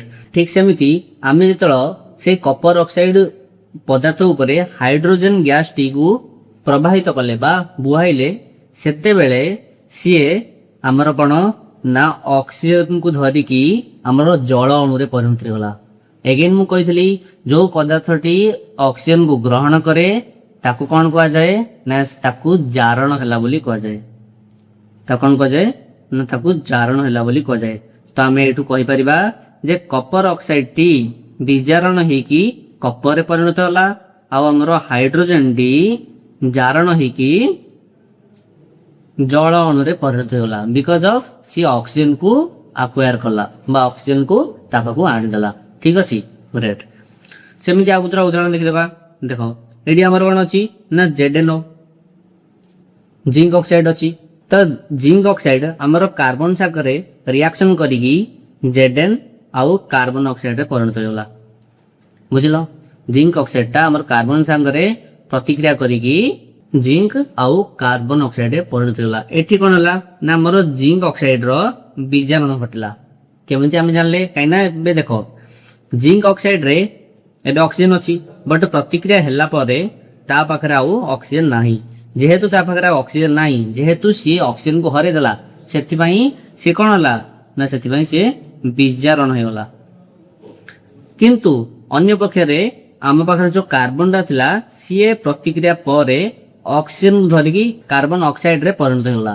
कोन कार्बन ऑक्साइड रे परिणत होला सेति पई जेहेतु सी ऑक्सीजन को आनि देला सेति आमे कहिबा जे कार्बन टी जारण हला बुझिलो सब डाउट क्लियर ग्रेट सेमि आमे कहि परिया MnO2 पाखरे हमर कोन अछि फास्ट ऑक्सीजन अछि बट प्रतिक्रिया हला पर देखिबा ता पाखरे आ O2 नाही सेति पई एडी कोन हला ना ये विजारण होला किंतु 4HCl ये कोन आ पाखरे अछि हाइड्रोजन आगु जाई से कोन Cl2 रे परिणत होला बा H को हरे देला H को हरे देला ये हमर कोन हला ना जारण होला त माने कहबा ये केमति जारण होला ये त हमर ऑक्सीजन एक्वायर करनी देखो कहिथिली दुईटा केस रे गोटे पदार्थटी जारित हो पारे केमिति ना एक रे सी ऑक्सीजन को एक्वायर करबा बा ऑक्सीजन को ताबा पानी दबो ताहाले जारित हबो नहले से हाइड्रोजन को हरे दबो जदी हमर HCl रे देखो HCl रे हमर H अछि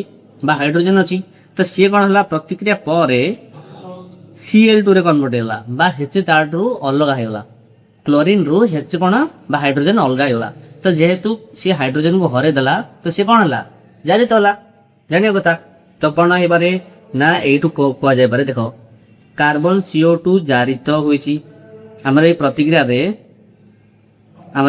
कोन होईची कार्बन दा CO2 को जारित होईची Zn और Zn विजारित होईची Zn रो Zn विजारित होईची बिकॉज़ ऑफ सी ऑक्सीजन को हरि जाईची सेमिति HCl Cl2 को जारित होइतिया बेले MnO2 MnCl2 को विजारित होईची हमर जो HCl दा अछि एटा HCl दा एटा Cl2 को हमर कोन होईची न जारित होईची काईना हाइड्रोजन को हरे जाईची सेत पई से जारित होईची आ कोन ना MnO2 MnCl को विजारित होईची काई ना से ऑक्सीजन को हरे जाईची सेत पई से विजारित होईची तो एडी हम पढिबा कोन ना कौनसी रासायनिक प्रतिक्रिया समय गोटे प्रतिकारक जारित होते अन्य प्रतिकारकटी विजारित हुए कौन कहला ना कौनसी रासायनिक प्रतिक्रिया रे गोटे समय रे गोटे प्रतिकारक जारित होते अन्य प्रतिकारकटी विजारित हुए यही प्रकार रासायनिक प्रतिक्रिया को जारण विजारण प्रतिक्रिया कह जाए बा विजारण जारण प्रतिक्रिया भी कहि परिबो तमे जारण विजारण को कि विजारण जारण को जोड़ा गले भी हला बट डेफिनेशन ना मन रखो ना कौन ना कौन सी रासायनिक प्रतिक्रिया समय रे गोटे प्रतिकारक जारित होते अन्य प्रतिकारकटी विजारित हुए यही प्रकार रासायनिक प्रतिक्रिया को जारण विजारण बा विजारण जारण प्रतिक्रिया कह जाए ग्रेट तापर आमे पढ़िबा संख्यारण गण बा पोरोशन संख्यारण बा पोरोशन तमान देखिथिबो तम चारि पाखरे जे फास्ट लुहाटा हमर थिबो भलरे पूरा चकचक नथिबो बट सेउडा कोन ना हमर जळे बाष्प अम्ल पानी ऑक्सीजन एगुडा को संस्पर्श राशि की कलंक हो जाए बा जो जंग लग जाए आमे देखू आमे कोन देखू ना जंग लग जाए सेटा कोन पई हुए सेटा तार क्षय हुए कोन हुए ना तार क्षय हुए सेगुडा को नष्ट हो जाए ठीक सेमती हमर प्योर कॉपर थिबो सेगुडा को किछ दिन पर देखिबा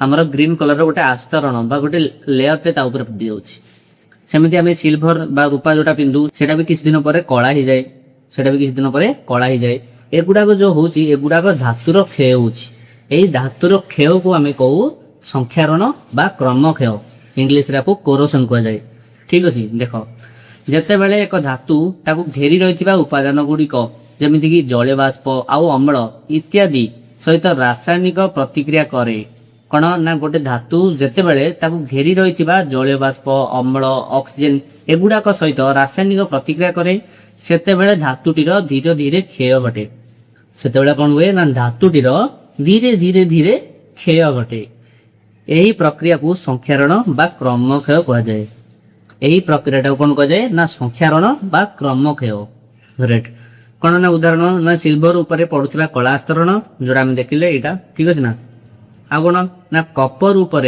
पड़ुवा सबुज आस्तरण हूँ संख्यारण उदाहरण 3टा उदाहरण तुम देपर 2टा उदाहरण देपर से तुम उपर डिपेंड बुझल संख्यारण कौन ना जितेबाला गोटे धातु ताकू घेरी रखा उपादान गुड़िक जमीक जलीय बाष्प अम्ल ऑक्सीजन एगुड़ाक सहित रासायनिक प्रतिक्रिया घटे सेतेबेले धातुटी कौन हुए ना धीरे धीरे धीरे क्षय घटे से प्रतिक्रिया को संख्यारण बा क्रमक्षय बा इंग्लिश रे कोरोशन कहुए ग्रेट तापर आसला आमर लास्ट टॉपिक सड़ा अवस्था तापर आसला आमर लास्ट टॉपिक सड़ा अवस्था कौन देखीचे आम घरे बहुत सारा जिनस अच्छी बहुत दिन जब आम यूज करवानी से गुड़ाक सड़ी जाऊँगी पचि जाऊँगी खराब हो जाऊँगी केमी आम फ्रेश ऑयल जो अधिक दिन यूज करा गोटे बोतल रखा ताले तारठू कौन ना किसी गंध बाहर किसी अजब टाइप गंध बाहर सेमती कौन ना रांचिटिन फूड खाଇବା पदार्थ को आम जदि बाहर किसी दिन रखीदे ताले से गुड़ाक फिंपी लग जाऊँगी कोटा कोटा खराब हो जाऊँगी बिकज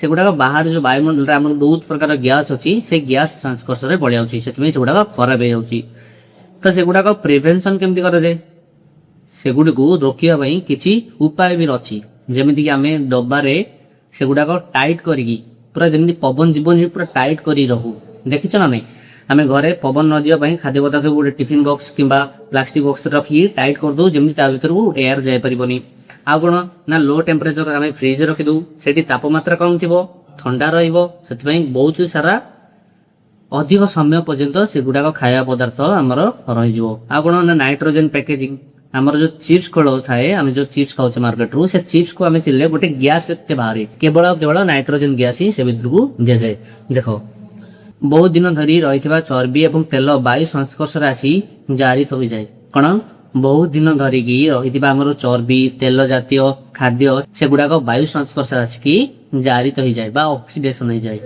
कौन हुए ना फल तार गंध और स्वाद बदली जाए तार गंध भी बदली जाए और तार स्वाद बा टेस्टा बदली जाए तहरु रहिणिया गंध बाहर से कौन ना गोटे रहिणिया गंध बाहर खराब गंधटे बाहर जो पदार्थ जारण को निरोध करे ताकू प्रतिजारक कहती जो पदार्थ जारण को कौन करे ना एगेन्स्ट जारण एगेन्स्ट जाइकी ताकू निरोध करे ताकू प्रतिजारक कहती बा आंटी ऑक्सीडेंट कौन कहती प्रतिजारक बा आंटी ऑक्सीडेंट जमीक कौन कौन ना खाद्य सामग्री साधारणतः प्रतिजारक को मिसाई से गुड़ी को बहुत दिन पर्यंत संरक्षण कराए खाद्य सामग्री कौन से गुड़ी जो प्रतिजारक को मिसेकी से गुड़ा बहुत दिन पर्यंत संरक्षण कराए जमीती आम लेंबुटा खराब हो लुण पकई दो सी अधिक समय पर्यंत खराब न होगी रही पार तो लुण भी तुम गोटे प्रतिजारक हो पारे आ कौन ना बायोरोधी पात्र जो एयर टाइट कंटेनर जोटा आमर से कौन हुए ना खाद्य पदार्थ रखिले जारण प्रक्रिया मंथर हुए जारण प्रक्रिया जो होची जो खाद्य पदार्थटा आमर खराब होची सेटा बहुत लेट खराब हम सत बट बहुत समय लगे ताकू खराब होगापी फल से गुड़िक संरक्षण सहज हुए से तार जो संरक्षणटा आमर सहज हम सेमती चिप्स उत्पादनकारी माने जारण को प्रतिहत करने चिप्स खोल को नाइट्रोजेन भली गैस कराई जो फैक्ट्री जाक जो आमर चिप्स फैक्ट्री अच्छी से चिप्स फैक्ट्री रे कौन करा जाए ना आमर जो नाइट्रोजेन गैस टाकू आमर चिप्स खोल को पूरा जाए जहाँ फल कौन हुए ना चिप्स टा आमर अधिक दिन पर्यंत भल हो अधिक दिन पर्यंत भल हो तो यहाँ तुम 1 मार्क आसे तो यहाँ मन रखी ना कौन ना चिप्स उत्पादन करी माने जारण को प्रतिहत करने चिप्स खोल को नाइट्रोजेन भली गैस पूरे था तुम 1 मार्क आसपार केमी ना चिप्स उत्पादनकारी माने जारण को प्रतिहत करने चिप्स खोल को क्यों गैस पूरा था आंसर लिख नाइट्रोजेन ठीक अच्छे यहाँ टे इम्पोर्टाट 1 मार्कटा ओके ठीक अच्छे आमर फाइनाली चैप्टर टी कंप्लीट होगा थैंक यू यही गोटे 1 शॉट वीडियो तुमर मोर देन सफिशिएंट तुम यही चैप्टर सब कॉन्सेप्ट को क्लियर करने तुम सब 1 मार्क टू आरंभ कर 4 मार्क्स पर्यंत सबू क्वेश्चन आंसर रो सॉल्यूशन बाय माने तमे सबु 1 मार्क टू आरंभ करी 4 मार्क पर्यंत सबु क्वेश्चन रो सॉल्यूशन तमे आराम से दे पारिबो जदि केवल वन शॉट वीडियो को देखिकी प्रॉपर नोट्स बने की सेटा को प्रॉपर वे रे रिवीजन करछो ठीक अछि। तो नेक्स्ट क्लास हमरो बहुत शीघ्र आसीबो जहारो जोटा डाउट थिबो से माने प्लीज मते कमेंट सेक्शन रे निश्चय जणेबो ठीक अछि। Thank you.